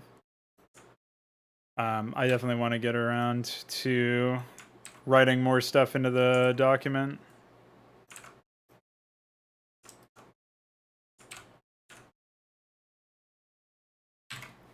But one of the things that I still haven't accounted for, even in the like the stuff that's colored out blue in the current Hydra document, where if it's colored blue, it means that we're not going to bother attempting it until the new engine is available. One of the things that I have failed to account for right now is the fact that there's a considerable amount of changes that have already been made to the tech trees and like the thematic behind it. And by that I mean you've got the Protoss who escalate the tech tree piecemeal, but they do so by way of picking up individual tech structures to unlock individual units. So while they have the most flexibility in theory, they have to spend the most amount of money before they can actually bother using higher tier units. Like they've got to buy the production structure, Then they've got to buy the tech structure for that unit, and then if that unit is like a tier 2 unit in that branch, then they have to get a second tech structure, and if it's a tier 3 or 4 unit, you know, you can see where it goes.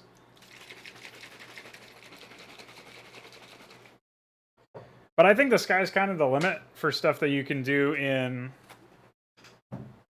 with regards to tech tree expression in that way. There's all sorts of different things that you can use to essentially give a certain race a unique, or or a faction or whatever you got there.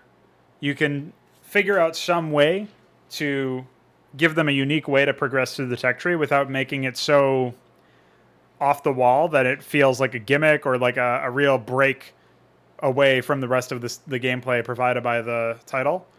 And that's obviously like the line you're trying to straddle correctly is, how do I make things unique without making them a gimmick? Like, how do I ensure that things play by the same kind of rules so that one thing is not like inordinately more easy or whatever? It's like there's got to be some sort of balancing act. It's like we don't have a unit that one-shots everything on the map, but it costs 1 million resources, because obviously like that's an easy extreme to identify. Even though there's technically adequate risk and reward, it's not interesting to play against, and there still needs to be some sort of counterplay that can happen once the unit is on the field. So regardless of tech tree or whatever. Now the idea is that obviously that window or that amount of counterplay is like a balancing lever unto itself, but it's not the only balancing lever. You can have balancing levers insofar as how much money needs to be sunken into the tech tree to get it, how much supply it costs, how much time it costs to build, that sort of thing. One of the things that I've I thought about is actually higher tier production structures, and that your production structures themselves would provide a different way to express your power. So higher tier production structures probably wouldn't unlock every single tier. There wouldn't be a tier 2 barracks and a tier 3 barracks, but there might be one every other tier. There might be a tier 1, tier 3, tier 5, tier 7, tier 9, however many tiers we go. There might be an infantry production center that the higher tiers you go, the more units you have access to, or some other trait. Like for Terran, you might have up to 2 add-ons at the higher tier barracks, up to 3 add-ons at the next one, up to 4, whatever the case may be. And certainly you would have access to training, maybe like the tier 2 Marine or whatever, the tier 3 Marine. Those units, like the thing is, it gets kind of messy when you try to get down ground rules, but as a concept, you can imagine a world where you've got a barracks, and that's your tier 1 production structure for infantry, but it can also train the tier 2 Marine. It's just that once you ascend to tier 2, you can train the tier 2 Marine from the barracks. But then you get a tier 2 barracks, or a tier 3 barracks, I guess, because it would be unlocked at tier 3, like it's every other tier. So the next tier up of barracks can train the tier 1, tier 2, tier 3, and tier 4, and then the next tier up can train 5, 6, and then, so on. And so each production structure affords you the opportunity to train the tier it's at, the next tier, and then all previous tiers, or something like that. So the idea is that you would have access to a very different approach as far as like what that affords you, but it also would train lower tier units at a much quicker speed. So if you only have the money to train tier 1 units, you can still express your power through advanced production structures, insofar as you can get those units onto the field faster. And so it's still a potentially valid strategy, even if you don't intend to use your money to take advantage of the current tier that you're at in terms of the unit strength. You might just want to spam out a bunch of basic units to deal with a threat. And maybe that's a legitimate strategy. Maybe that's a legitimate thing that you can do. So I think that might be something that we end up exploring, generally speaking. But yeah, I think that you would have to make some units would be unique units that would not be available at earlier tiers. Like I'm thinking of like the Guardian or the Ultralisk or whatever. But sort of how like the Vorvaling is unique and the Nathrikor is unique, and these are 2 morphs from the Zergling. We would probably have another option for the Zergling to morph into a greater Zergling of some kind. a devouring one, if you will. I wouldn't call it that, but that would be like the idea. The Hydralisk could morph into a hunter-killer, and it wouldn't be called hunter-killer, but it would have the access to, like the default Hydralisk has movement speed in Hydra. So in in the new engine, we would have that as the basic Hydralisk unit. That's just its base movement speed, but then it gets increased range when it morphs to hunter-killer. But doesn't change its weapon. So now you've got a tier 2 Hydralisk. And that would go however many tiers you have in the game. And it would be stat upgrades. But by virtue of looking at the unit and knowing what unit it is, which tier of Hydralisk it is, you would know immediately that unit behaves this way. They have these stats. It's an expression of your power that you have more mobility, or you have some sort of some behavior or whatever. And it's like that is an expression of power insofar as if you're going to be adding as many tiers of tech as I want to add, you need to find a way. Like, not every single unit that you add probably can be unique or serve a completely unique combat role. Like, Vorvalings intercept their targets. They are a frontline unit, but they're meant to actually tank. It's like the Ultralisk kind of does that in vanilla, but you don't have anything else in vanilla. There's nothing really like it in the game, particularly since it's also a swarming unit. So that's where the Vorvaling stands out from the Zergling. It's not the same thing as the Zergling. But I can't... Well, theoretically I could do that for every single unit in the game. But we're talking about each race having like 50, 60 units, maybe more. And that's not counting buildings. So unless we want to cut back on which units you get, in which case you generally will have access to less units because we're dispersing them between 10 tiers of tech, just to throw a number out there. If you're actually going to include 10 tiers of tech, you need to have each tier have enough tools at the player's disposal to actually make an impact. And if we're talking about enabling, like, say 5 units from the... Or say we'll go a little bit more conservative. We'll say... Because I think at tier 1 you can do Marine, Firebat, Cyprian, Medic, Vulture, Southpaw, Wraith, Dropship. So that's 8 units. So say we're lowballing, and it's not 10 units per tech tree. It's only 8. That's still 80 units if we're averaging it out. And we have 10 tech tree tiers. I'm not saying it would be easy. Like you're saying, it's a mess to get into in terms of... Just even as a player, like, that's a lot of units that you've got to figure out. But what I like about it is, once you know what a unit does, you know what a unit does forever. That unit will never get an upgrade or some sort of special ability or some sort of change unless it's coming from another unit, like it's an ability that enhances their movement speed or something. Like, all of its stats will remain constant. And this would also be like, the upgraded Marine or upgraded Hydralisk would have, say, tier 1 weapon upgrades or something.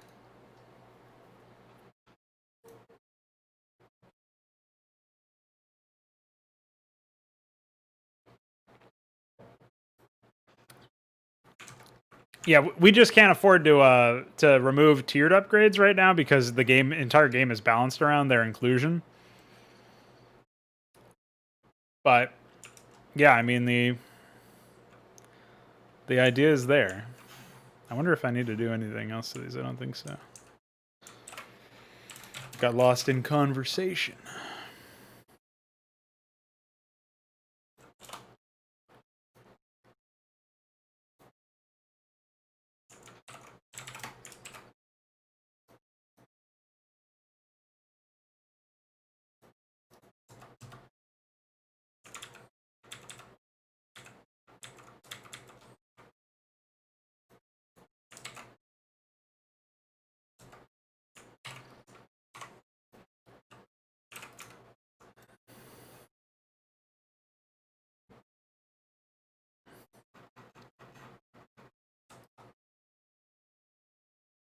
Oh wait, I actually should quickly grab the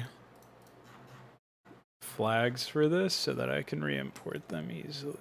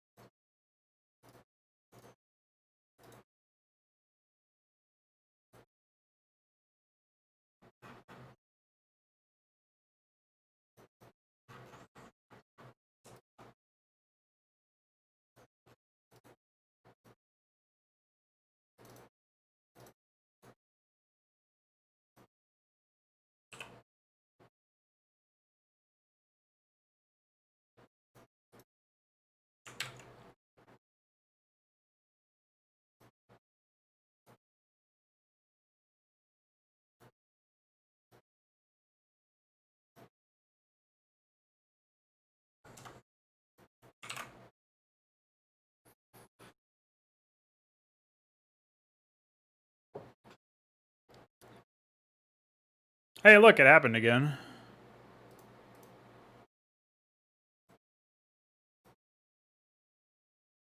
Although I think that might actually be me closing this window or something.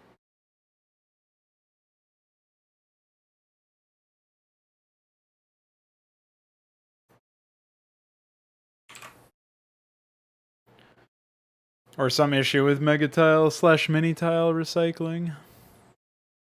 I'll just do it with the null tile from now on.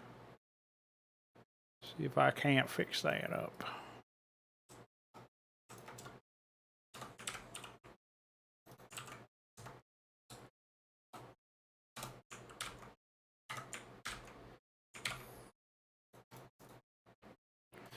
I liked the idea of side grades allowing specialization. It's just that it's not really that it's not a good idea. I just look at it like it's not necessary. I don't know how else to describe it. It's like, I don't know. For me, I just think if you have the scale that I'm going for, where you're talking about like unlimited supply in terms of units, and you just go nuts with that shit, I don't think you need it. I think you're good.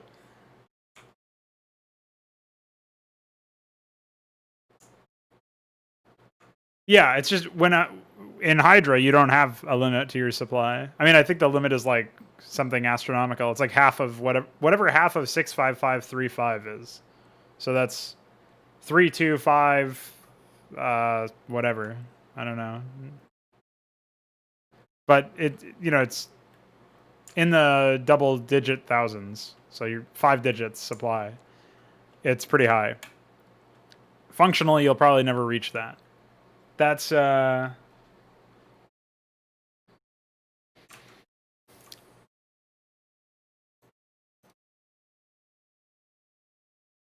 I think it actually it shows you when you select a unit, but I don't remember.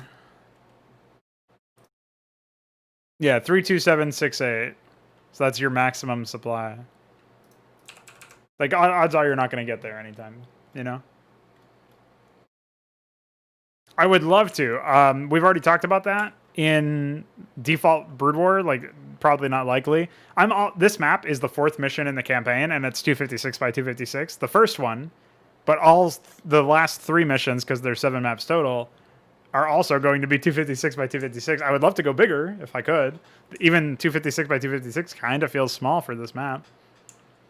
Like I would probably go 320 wide or something, but unfortunately, we don't have that luxury, so that'll have to be a new engine thing.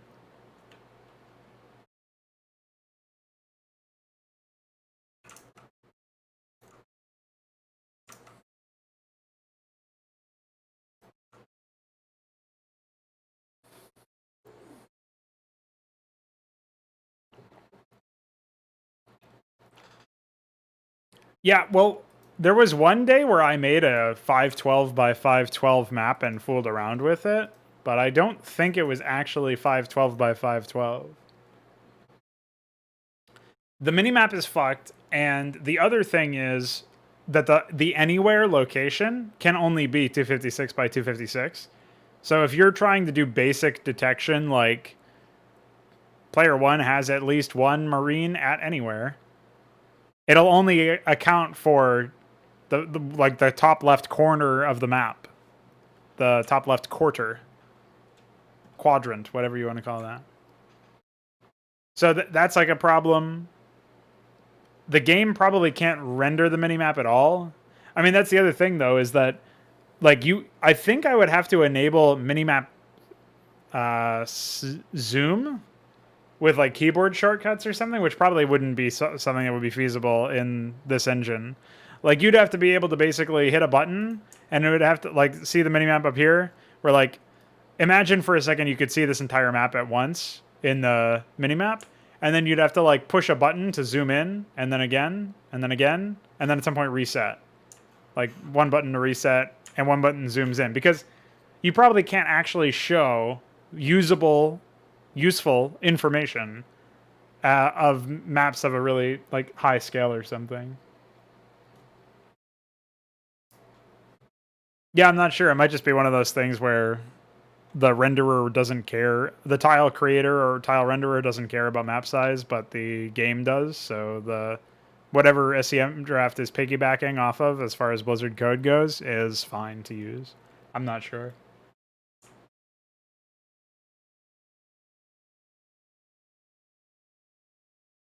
I just know it's a shame that we don't have something more functional. But then, what else is new? I'm always wishing we had something more functional.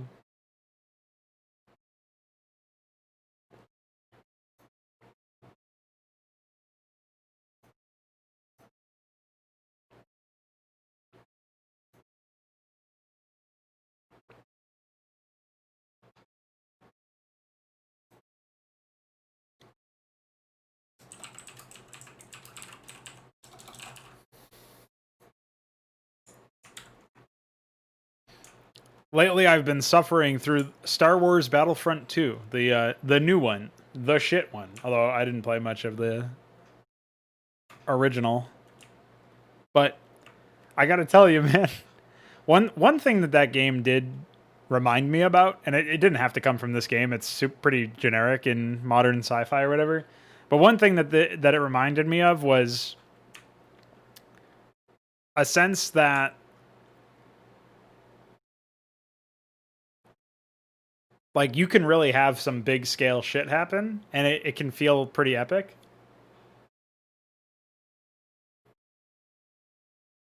Oh, okay. Like what I want to see when people hit like tier 5, tier 6 tech in the new engine, I want to see people like deploying giant corvettes, or sorry, cruisers and flagships. Like I want to see a battle cruiser that is like insane in size. Like it's like 5 times bigger than a command, like 5 times bigger than the current battle cruiser. That's what I want the default entry level flagship to be, or capital ship or whatever.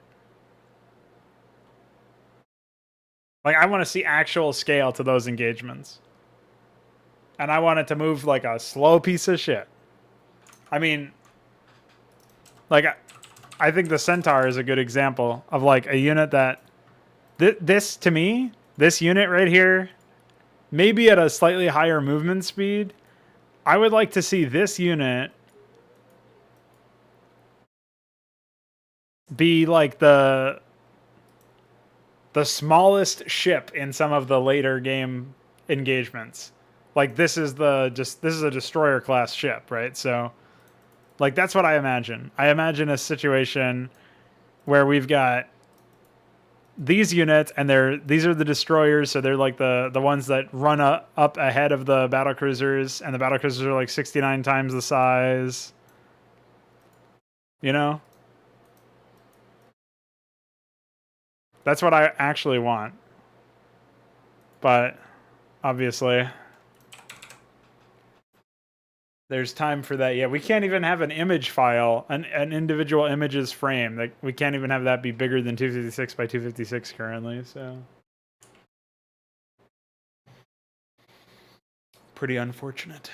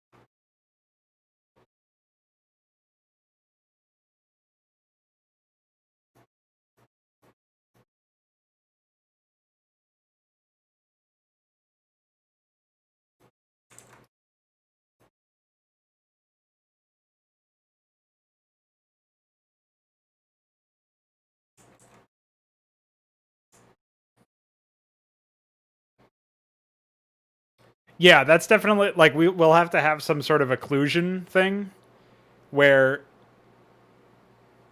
sprites that are obscured even partially, like whatever is obscured on them gets shown through somehow.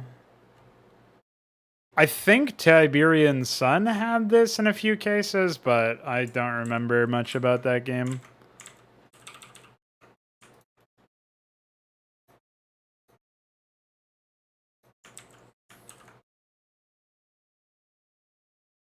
I don't think they would be obsolete, but the thing is, like, fighters would still be useful in cases where you are trying to specifically, like, you've found an isolated air force and you need to move quickly to intercept them. Because fighters will always move way faster than even destroyers, and destroyers will always move faster than capital ships.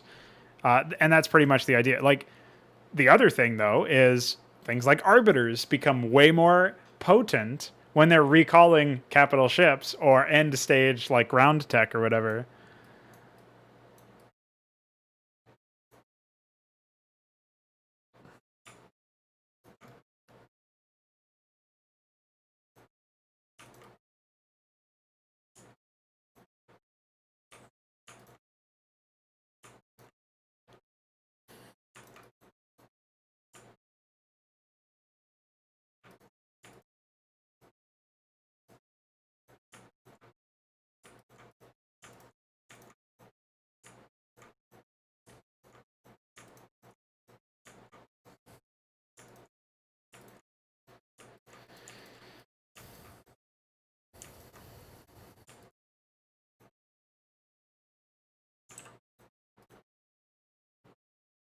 And I think infantry would always have a part to play.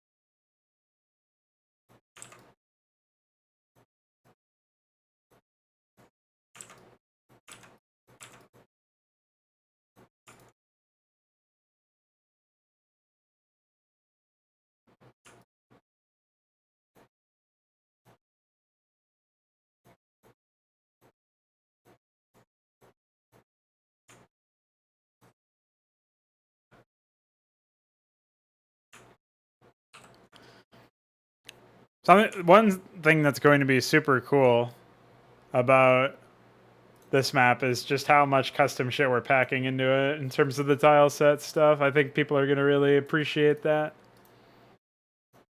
Oops. Loaded the wrong palette.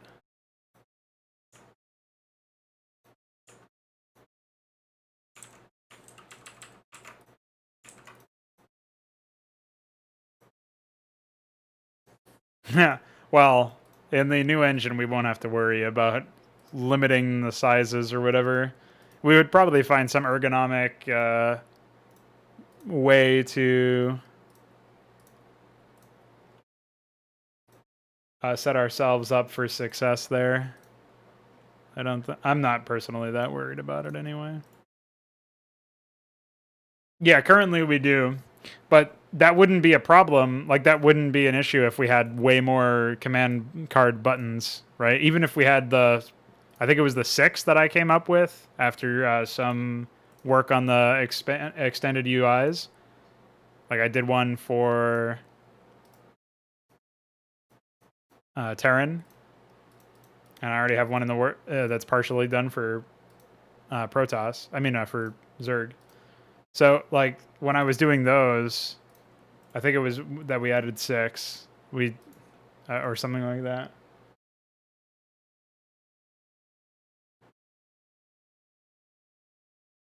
So for building, I'm not super concerned there, but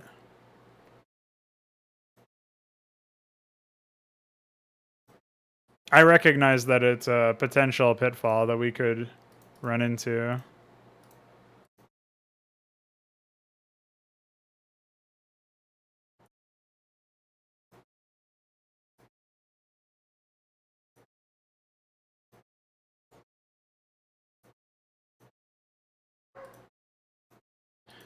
A dog has barked.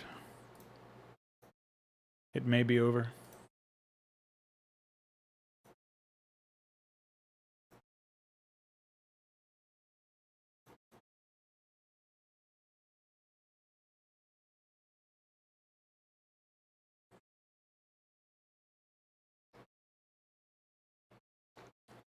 Yeah, thankfully I was able to come up with things that weren't super confusing, I guess, in terms of the tech trees that I came up with.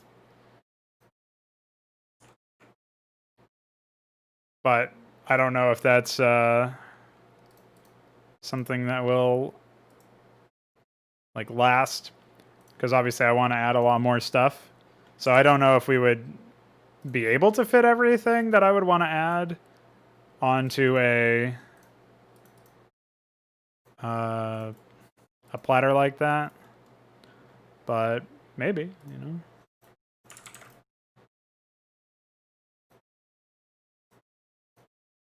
I'm not exactly sure.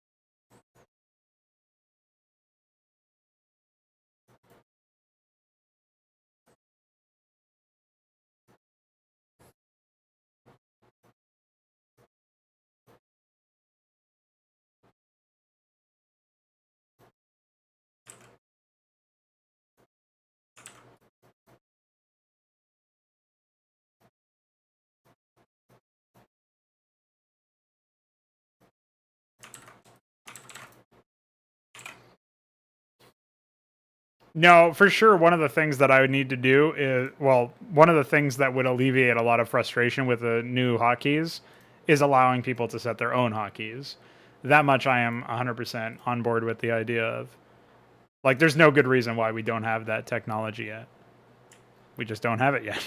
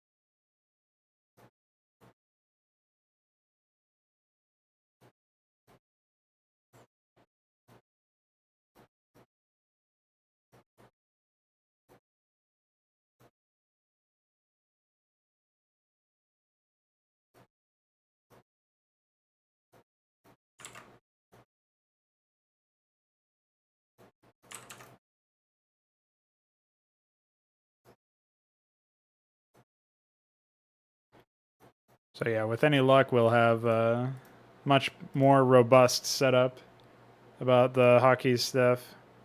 I'm not sure, like, the thing is, there really is no one-size-fits-all approach for that. There's always going to be somebody who should be able to make their own decisions about that stuff, but, you know, and would figure out, like, something that, like, they would take their own,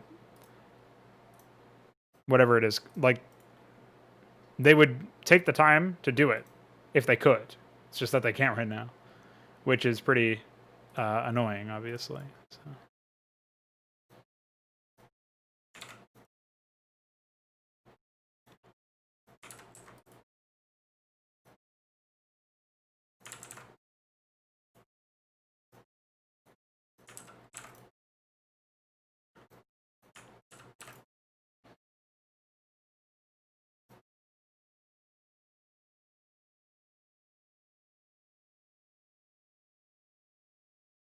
We're probably not using Unreal. We're making our own engine, but if you, one of the things that I was playing around with the idea for was using Unreal for cutscenes, but I'm not sure.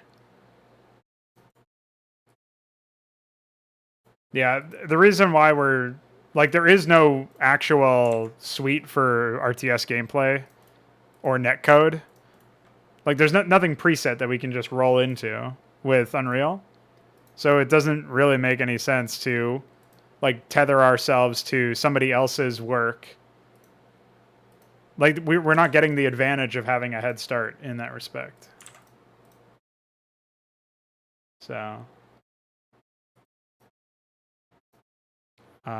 we don't gain much from the equation, which is unfortunate because we don't. It's not like an ego thing where we have to make our own engine, but if the choices are don't get much of an advantage.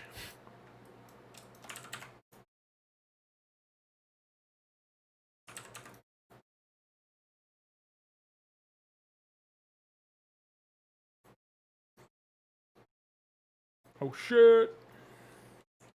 Thanks, DF.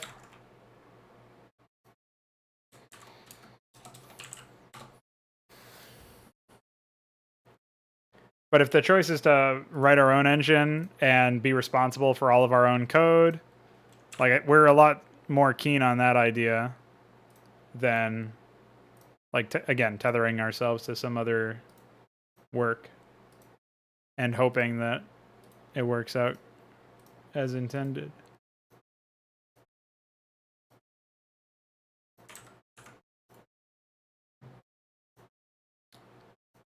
One of those, if you want something done right cases, I guess. Like, by and large, we are all content creators before we're tool developers. I would love nothing more than for an actual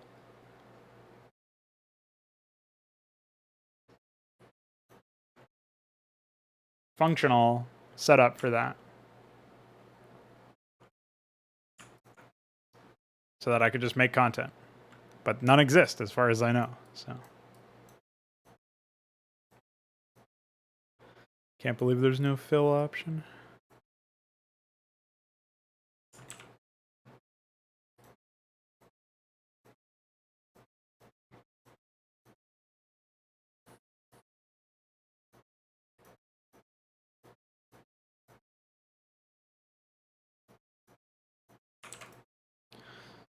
Can't believe how many, like, a huge percentage of this map in particular, but all maps in this campaign so far have all of those, like, a huge percentage of the tiles that exist have been pre-placed, which is pretty nuts.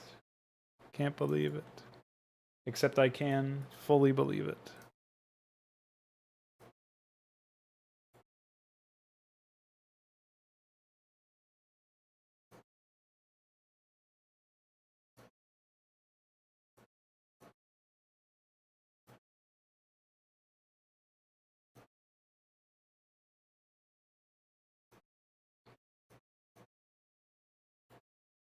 I was not expecting that to be the blend, but that it is.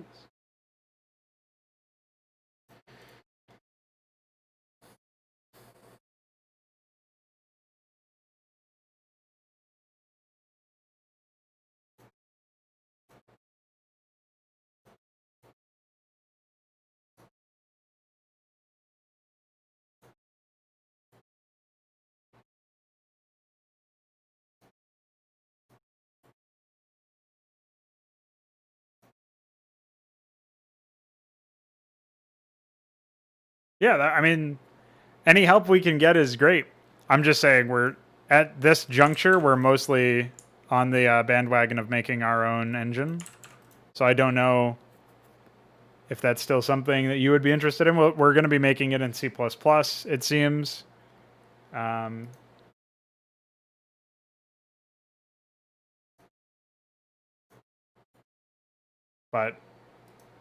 beyond that, we don't have any specifics laid out just yet.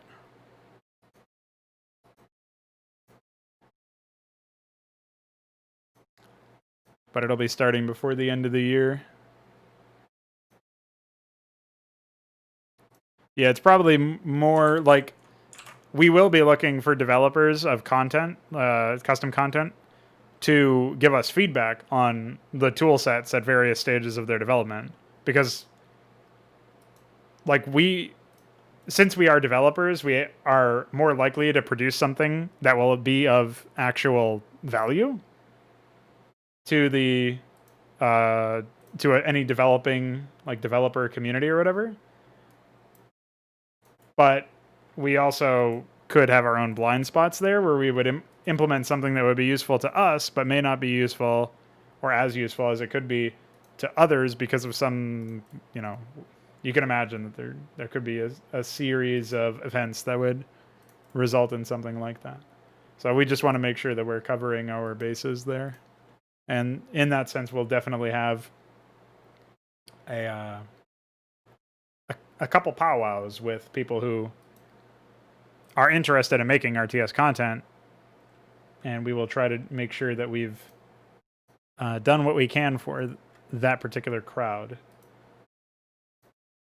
And sort of crowdsourcing some ideas related to the engine itself.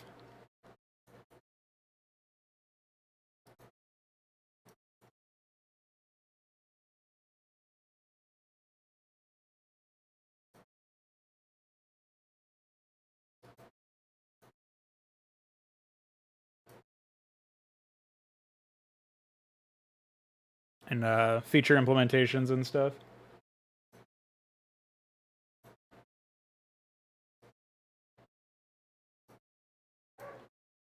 Woof.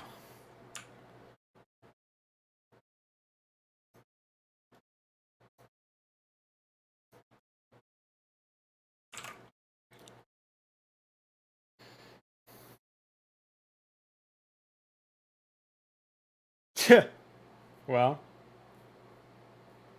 Yeah, I mean, that's the thing is,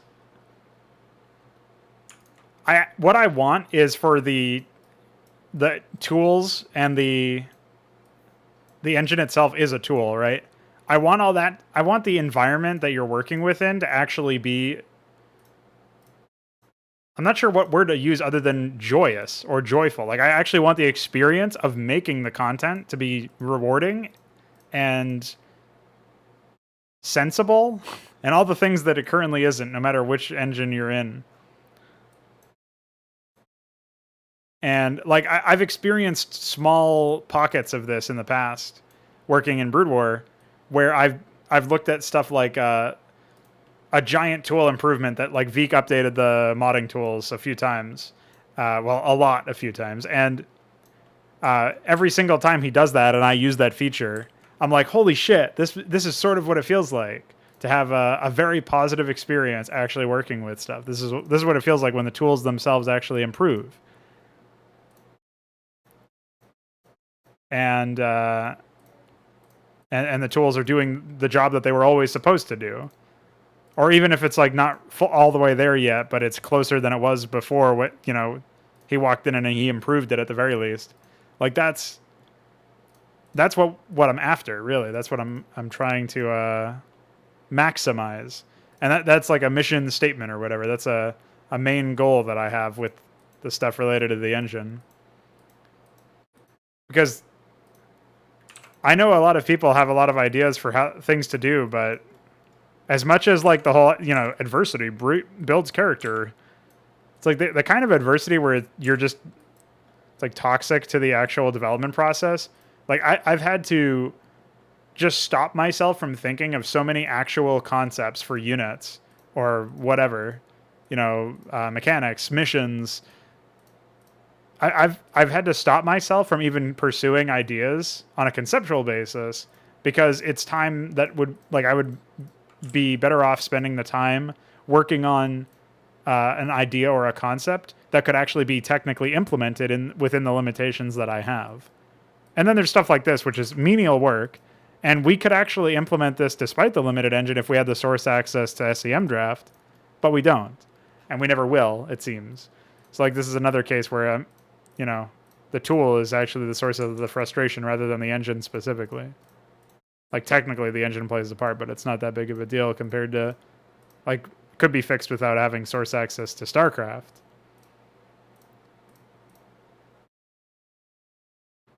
So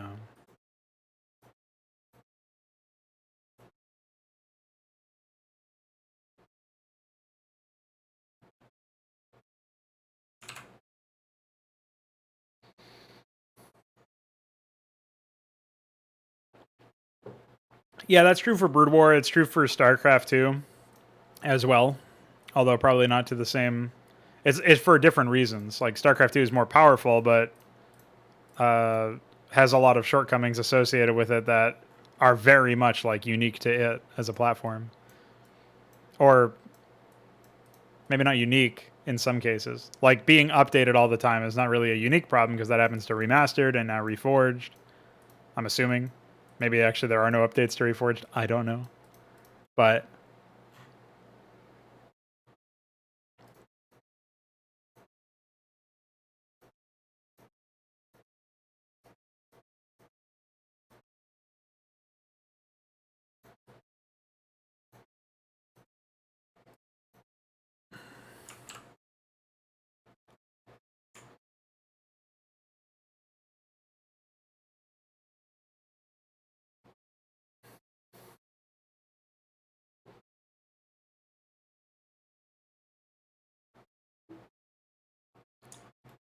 well, I can get you a version of Photoshop if you need it.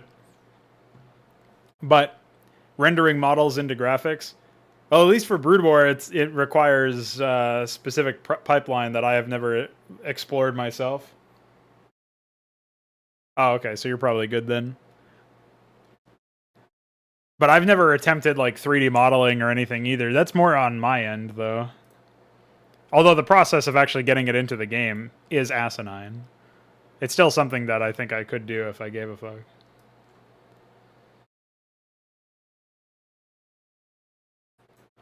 Yeah, I have a 3DS Max copy as well. I think I just closed my brush palette somehow by hitting enter. Holy moly, what a functioning program that I definitely don't need source access for. Dude, one of the key selling points of this version of of SEM Draft is that it has a revamped brush palette. Okay. Why does it close when I hit the enter key accidentally? You fuck.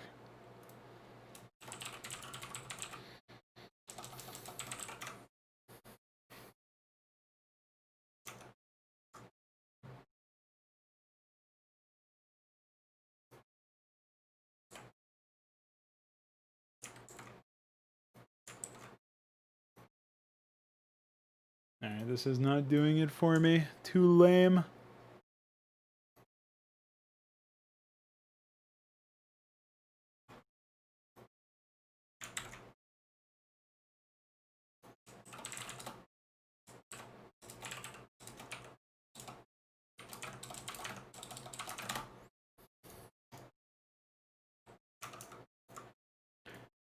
Admittedly, this might also be lame.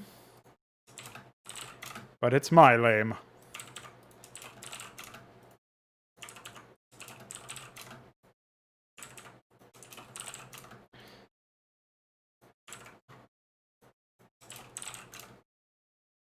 Oh no, why does it have to happen?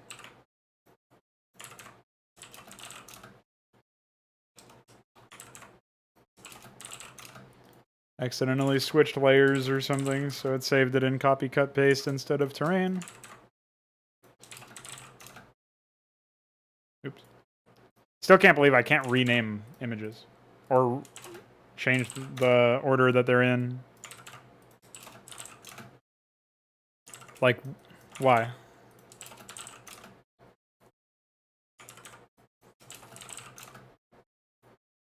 There's like an SEMdraft plugins folder, but I don't even think you can do anything with it. Maybe for trig edit or something, but not for the actual program itself. That's one case where it's like it's just so embarrassing that the tools surrounding this game are so stilted towards mapping and like making shitty RPGs and stuff. Like it's... People accuse me of poisoning the well when it comes to UMS maps. But I think there's a pretty obvious argument you can make against their existence. And it's that Starcraft is not a RPG. It doesn't allow you to make engaging content. It doesn't allow you to make engaging content regardless of your genre, unless you're modding, admittedly. But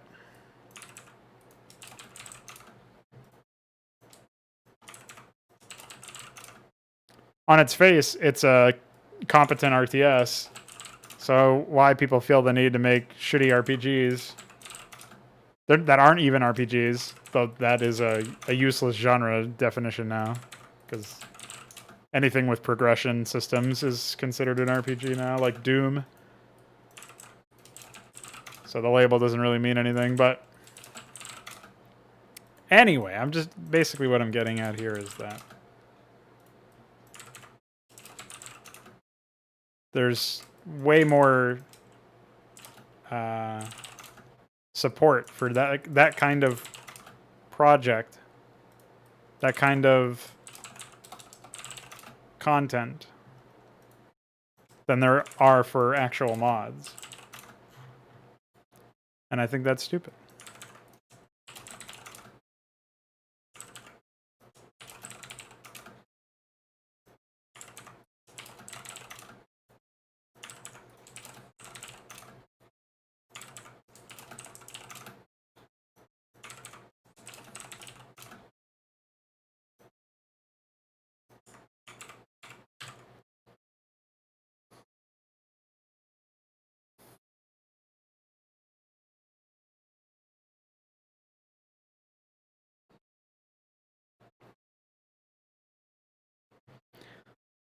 Yeah, the problem is that you can't even mod StarCraft 2, as far as I understand. Or maybe you can, but it would require like version freezing and stuff.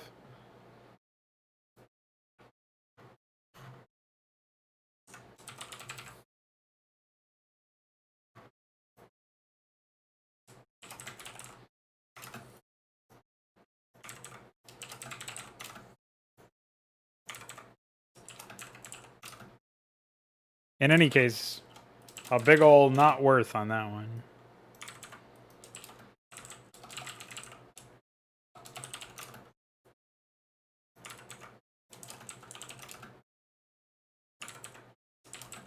But you basically would have to find a way to version freeze.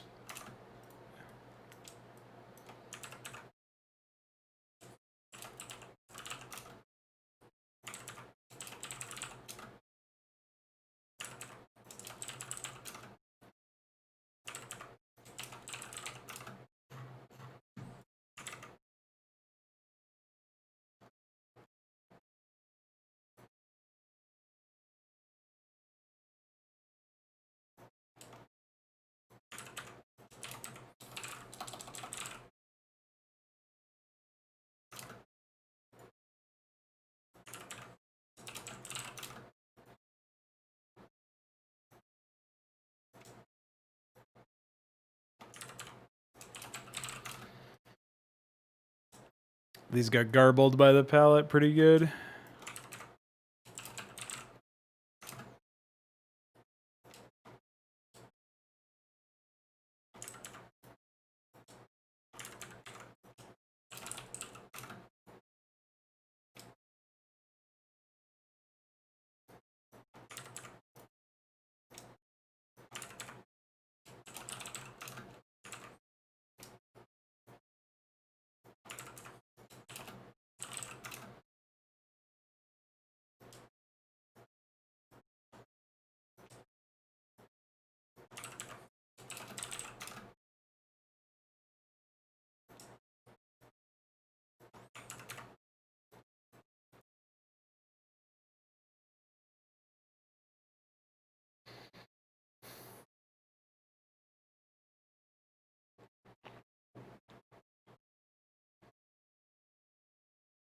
Yeah, it doesn't. Well, to the casual mongoloid idiot moron retard's credit, it doesn't help the issue of mods being mislabeled constantly. That issue is not assisted in any capacity by having people basically Blizzard mislabeled it chronically. So, like, is it really a surprise?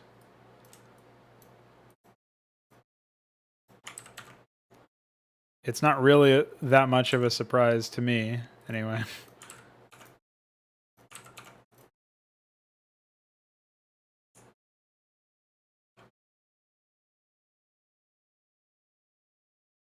Actually, I guess I won't really bother with this right now. I haven't even imported regular asphalt, so that should be good for now.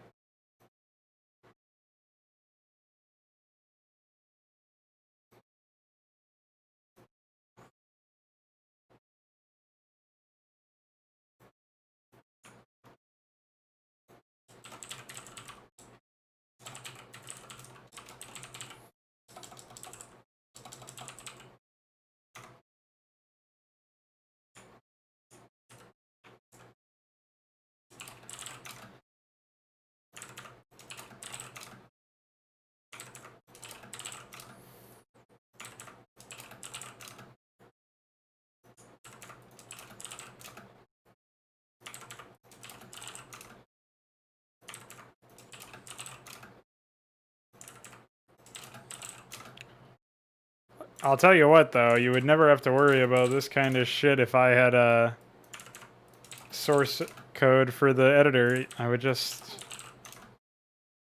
I would research and implement some method of actually having these custom tiles added to the map.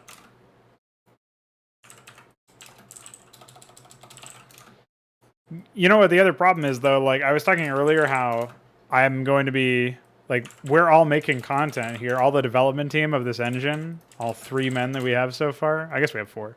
All 4 men. And whoever decides to join us partially, partway through. We are all looking to actually make content. The guy who makes this editor, I don't know if he's ever made a map in his life. Presumably he has, especially to test stuff out. But has he ever actually tried to make something? Like, tried to make content? And did he see his tool as a means to an end for that? In a legitimate manner? I have my doubts. I really have my fucking doubts. Because I think if he tried to do what I was doing right now and ran into any of the issues I've run into... Like, if he just was forced to sit here and watch me struggle to do what I need to do, like, if he watched one of my mod streams, even halfway to completion, he would be like, oh, I should fix that. Like, he would be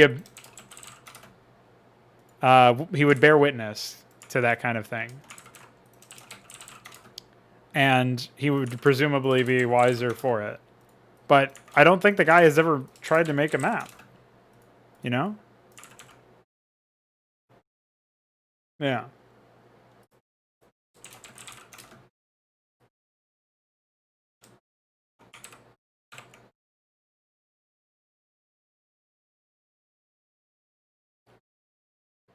What did Nightbot say? Did it start laughing at you? Nightbot has some Officer Todd code. Dude, that's kind of scary to say Todd code. Yeah, I think Blizzard... It's supposed to be Blizzard Polish, but for some... Maybe just Blizzard itself destroys it, I don't know. There's probably a cooldown, but yeah... I don't know. That's pretty funny.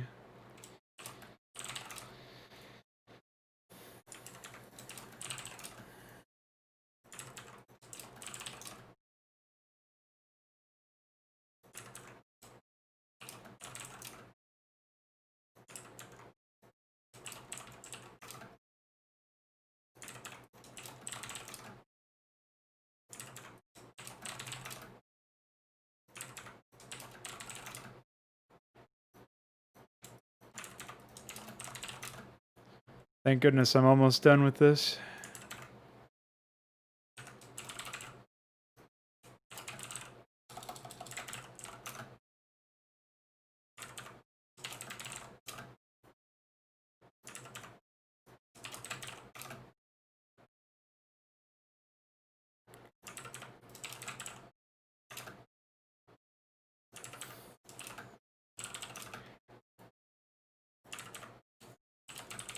Well, unfortunately, like, the Python modding suite is the most competent set of tools that we have.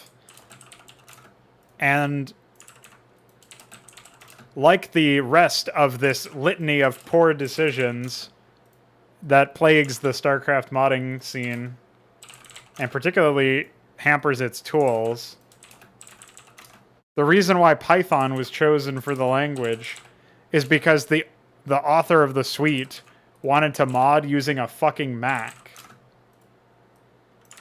So he wanted it to be cross-platform. Even though you can't play mods from a Mac.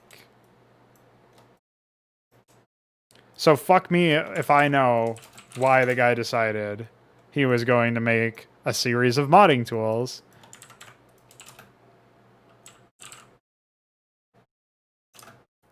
using that language. I have no idea why he did it. But because he did it, we are now tethered to this language until somebody makes something different or we move on to the new engine. And it doesn't get better from there, because the language of fucking Rust is in use for the most important plugin in the game's history, the AI script extension plugin. That allows you to actually have functioning AI in the game. It's using Rust because the author of the plugin wanted to experiment.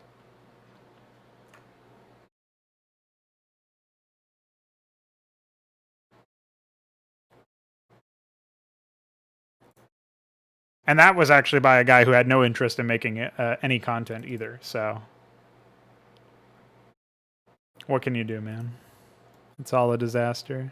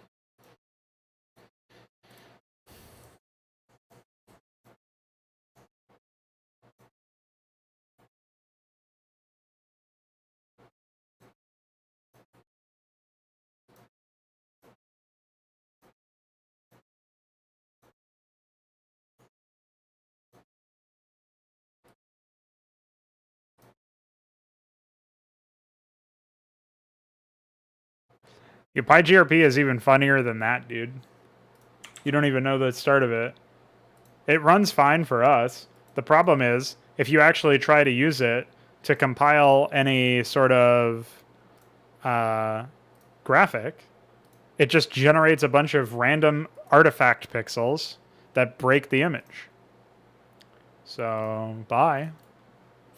So, you know, the reason why you would want to use it, you can't use it.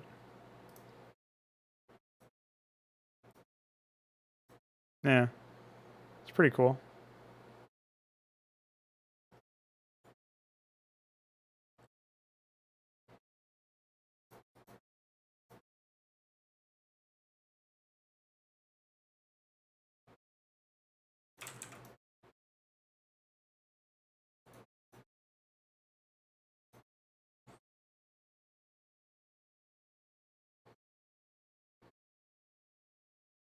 Well, you can export it using the frame set option. It exports BMPs fine, but when it saves GRPs, the GRPs get a bunch of random shit attached to them. So it's unusable for actual like saving in that sense. I don't believe I've actually imported the central tile for higher dirt. I'm gonna have to add that.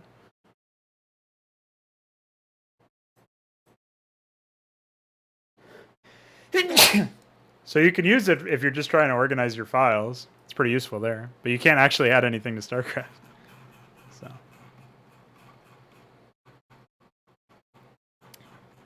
yeah, that's because again, that's like I was thinking about this. I had an epic shower thought earlier today. I was thinking about this. I think most people who are elitists, aka, well, most people who are branded as elitists, but especially people who self-identify as elitists, most people who are like that have basically been gaslit from any interactions that they've had in their adult life talking to people about media. And they've been gaslit in the sense that they've been told that there is like that their standards are too high or that they're being unreasonable. And the people who are making these arguments and gaslighting these individuals, and like the people who are propagating this misinformation and this apologism, are doing so not necessarily out of malice, but because they themselves have been mind fucked and like basically bought their own bullshit, and they just believe that that is the case, that it can't possibly be like nothing better can happen, nothing better can exist. There can't be anything greater than what this individual already knows or has seen, or if there is something greater, it's not by much, like it's diminishing returns. Like the amount of if you could conceptualize it as a percentage, they might be able to go from 95% to 96% if they put in a couple more years of development time or something. Like their views are completely wrong, but they don't know that because it's like people who have I like you may yeah, pretty much. Like you may know the guy Thorin from esports, not from the Hobbit movies. You may know that gentleman. I was on one of his shows the other like couple days ago, this past Sunday. I was on a Patreon donator discussion with him, and he was like I was basically explaining this sort of thing about how like I can't like basically I was posing the question to him about like why people even look at the idea of something like League of Legends as an actual game or something. I forget how we got onto that idea. Maybe I wasn't even the one who brought up League of Legends, but we somehow got to that topic. And one of the things that he had mentioned was that like people basically don't actually know that there is anything better because they're in this bubble and they've never experienced anything better. They don't know that like Counter-Strike is a better esports scene to actually get invested. They think that they're a fan of what's the term? They think that they're a fan of League of Legends, but they're actually a fan of competition. They just don't know that there's better stuff than what League of Legends offers. Like a lot of people fall into that category. They just don't know. They haven't been shown anything better, so they don't actually know. And that was an interesting point to me because like that basically eventually led me to the realization that I had just now is like so many people tell me that I'm being unreasonable, that I'm going too hard on people, that the expectation to deliver a quality product shouldn't be levied at the developers, or that my idea of what a quality product, like what constitutes a quality product, is too high, too overblown to actually be realistic. And I think the reason why is because nobody has given these people a look at what a quality product would be. Like they just don't know. They've never seen one. So of course they couldn't tell you. Like of course they wouldn't be able to say, "Oh yeah, you're right." Like you'd never be able to look at somebody like that and say, like you would never be able to identify that. Like if you had never, basically, if you don't see an example of what it is you're looking for, like if you've never played an RTS game like Brood War, or seen the potential that it provides, then you may think that no RTS game could be as good as Brood War, or there could never be an RTS game as good as what Brood War achieves. By that I mean, like, you may never understand that there is such a thing as a good RTS game. Not that Brood War is particularly exemplary, but if you've never even seen how good Brood War is, of course you could never imagine a world where there could be something even better than that, right? Like, you have to really know, like, you have to be capable of abstract thinking to a very high degree in order to imagine a better world, imagine a better product. And most people don't have that skill. Like, most people just flat out don't have that. And I think that's something that a lot of people struggle with, because a lot of people get the idea that they should expect quality beaten out of them by their peer group, because everybody around them is like basically unimaginative, and they've never, like, it's one thing to be unimaginative and another thing to be in an environment where you never see an example that wakes you up to the fact that you didn't, like, redefines what you thought was possible, basically. It's like you have this preconceived notion of what is feasible, of what is reasonable to expect, of, like, just any of that shit, and you don't really know what to think otherwise. So I don't know, man. I wish people would think outside the box, but I can't exactly blame them for not, I guess, is the moral of that story. Oh, I can't blame them. I can destroy them.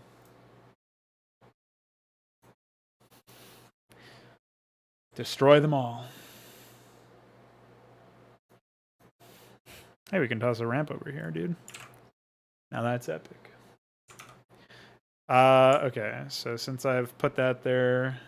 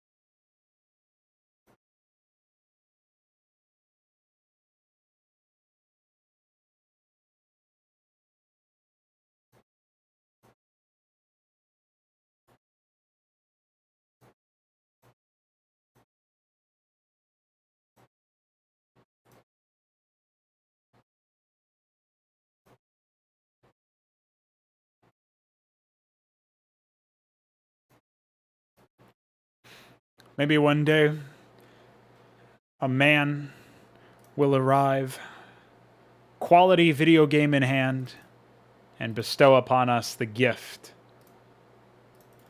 of quality. But until that day, I'll be here modding.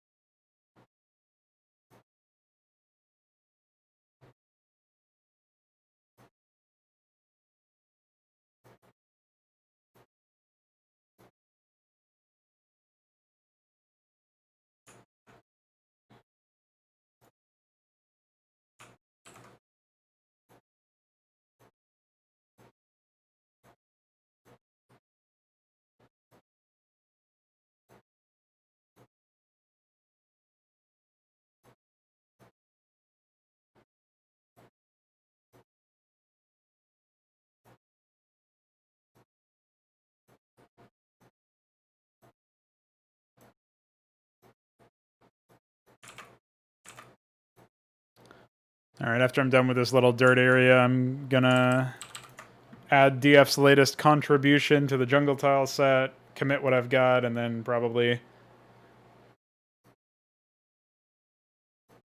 fly away following that. Vanish into the ether.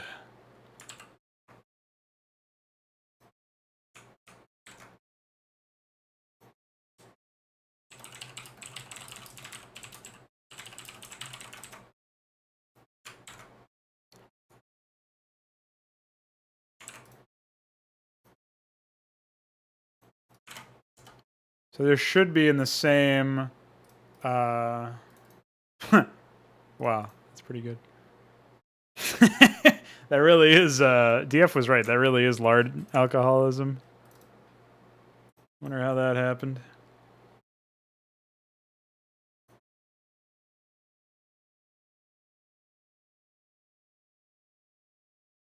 I've actually removed those from the existing tile set. I nulled them out a while ago because they were just wasting space. Let's pop into Photoshop, and we're going to split the bridge from the doodads.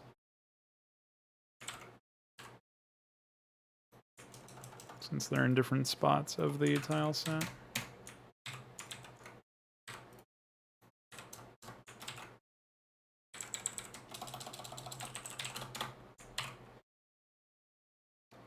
Okay, we'll close that out for now.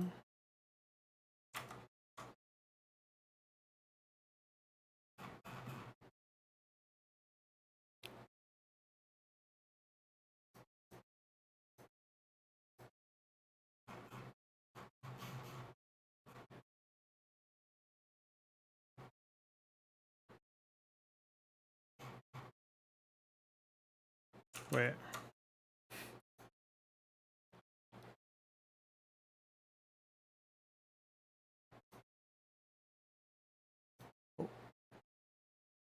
We actually have to split this into 3. Because of course we do. What would it be without 3?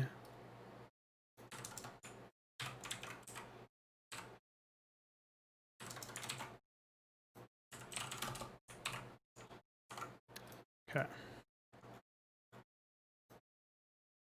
So those are fine to just outright replace.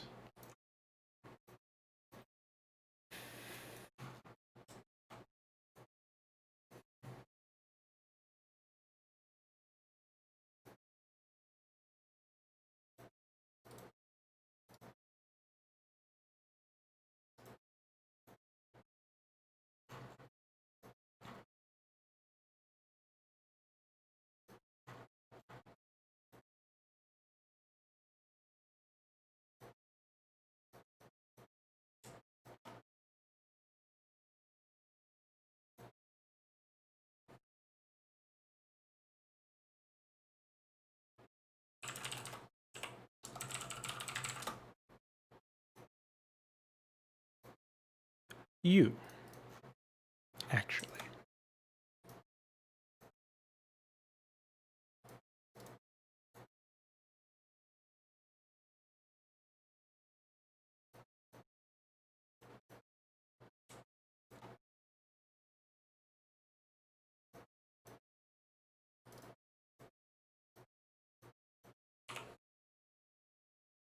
I'll probably be redoing those anyway, but at least I didn't force myself to do that right this second.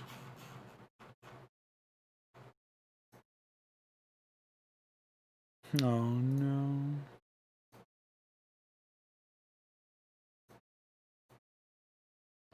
Well, look alive, people. We're going to have to redo the bridges from scratch. See ya, nerd. Oh, actually, maybe not. Maybe I can do this.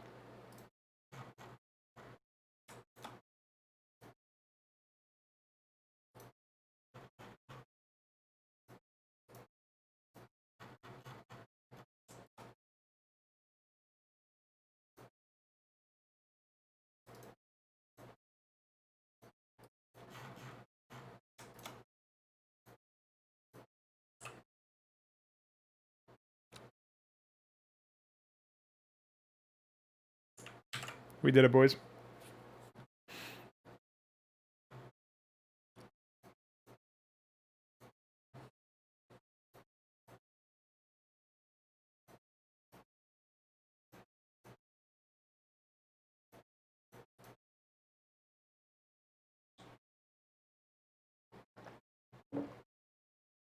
We'll be here a while.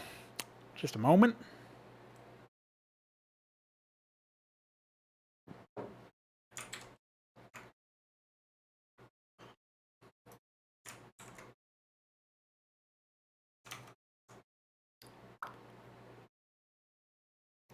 So today we were able to get some more work done piecemeal, little by little. Of course it crashed. What a piece of shit. And then it removes unused megatiles, by the way. Just means I have to restart it and then redo the operations.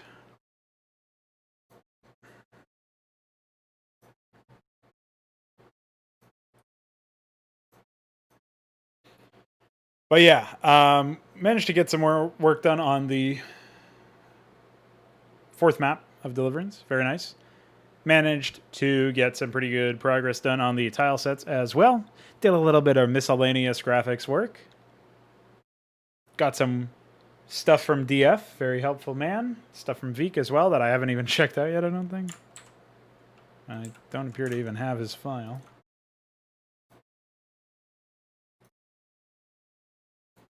Should check that out.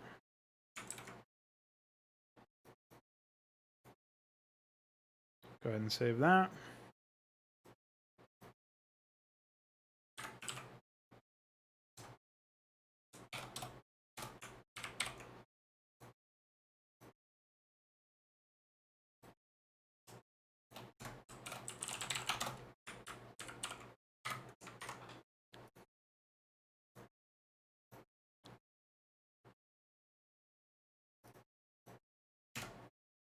Oh wait, no, I think I already did look at that. Yeah. So he's started that process. So.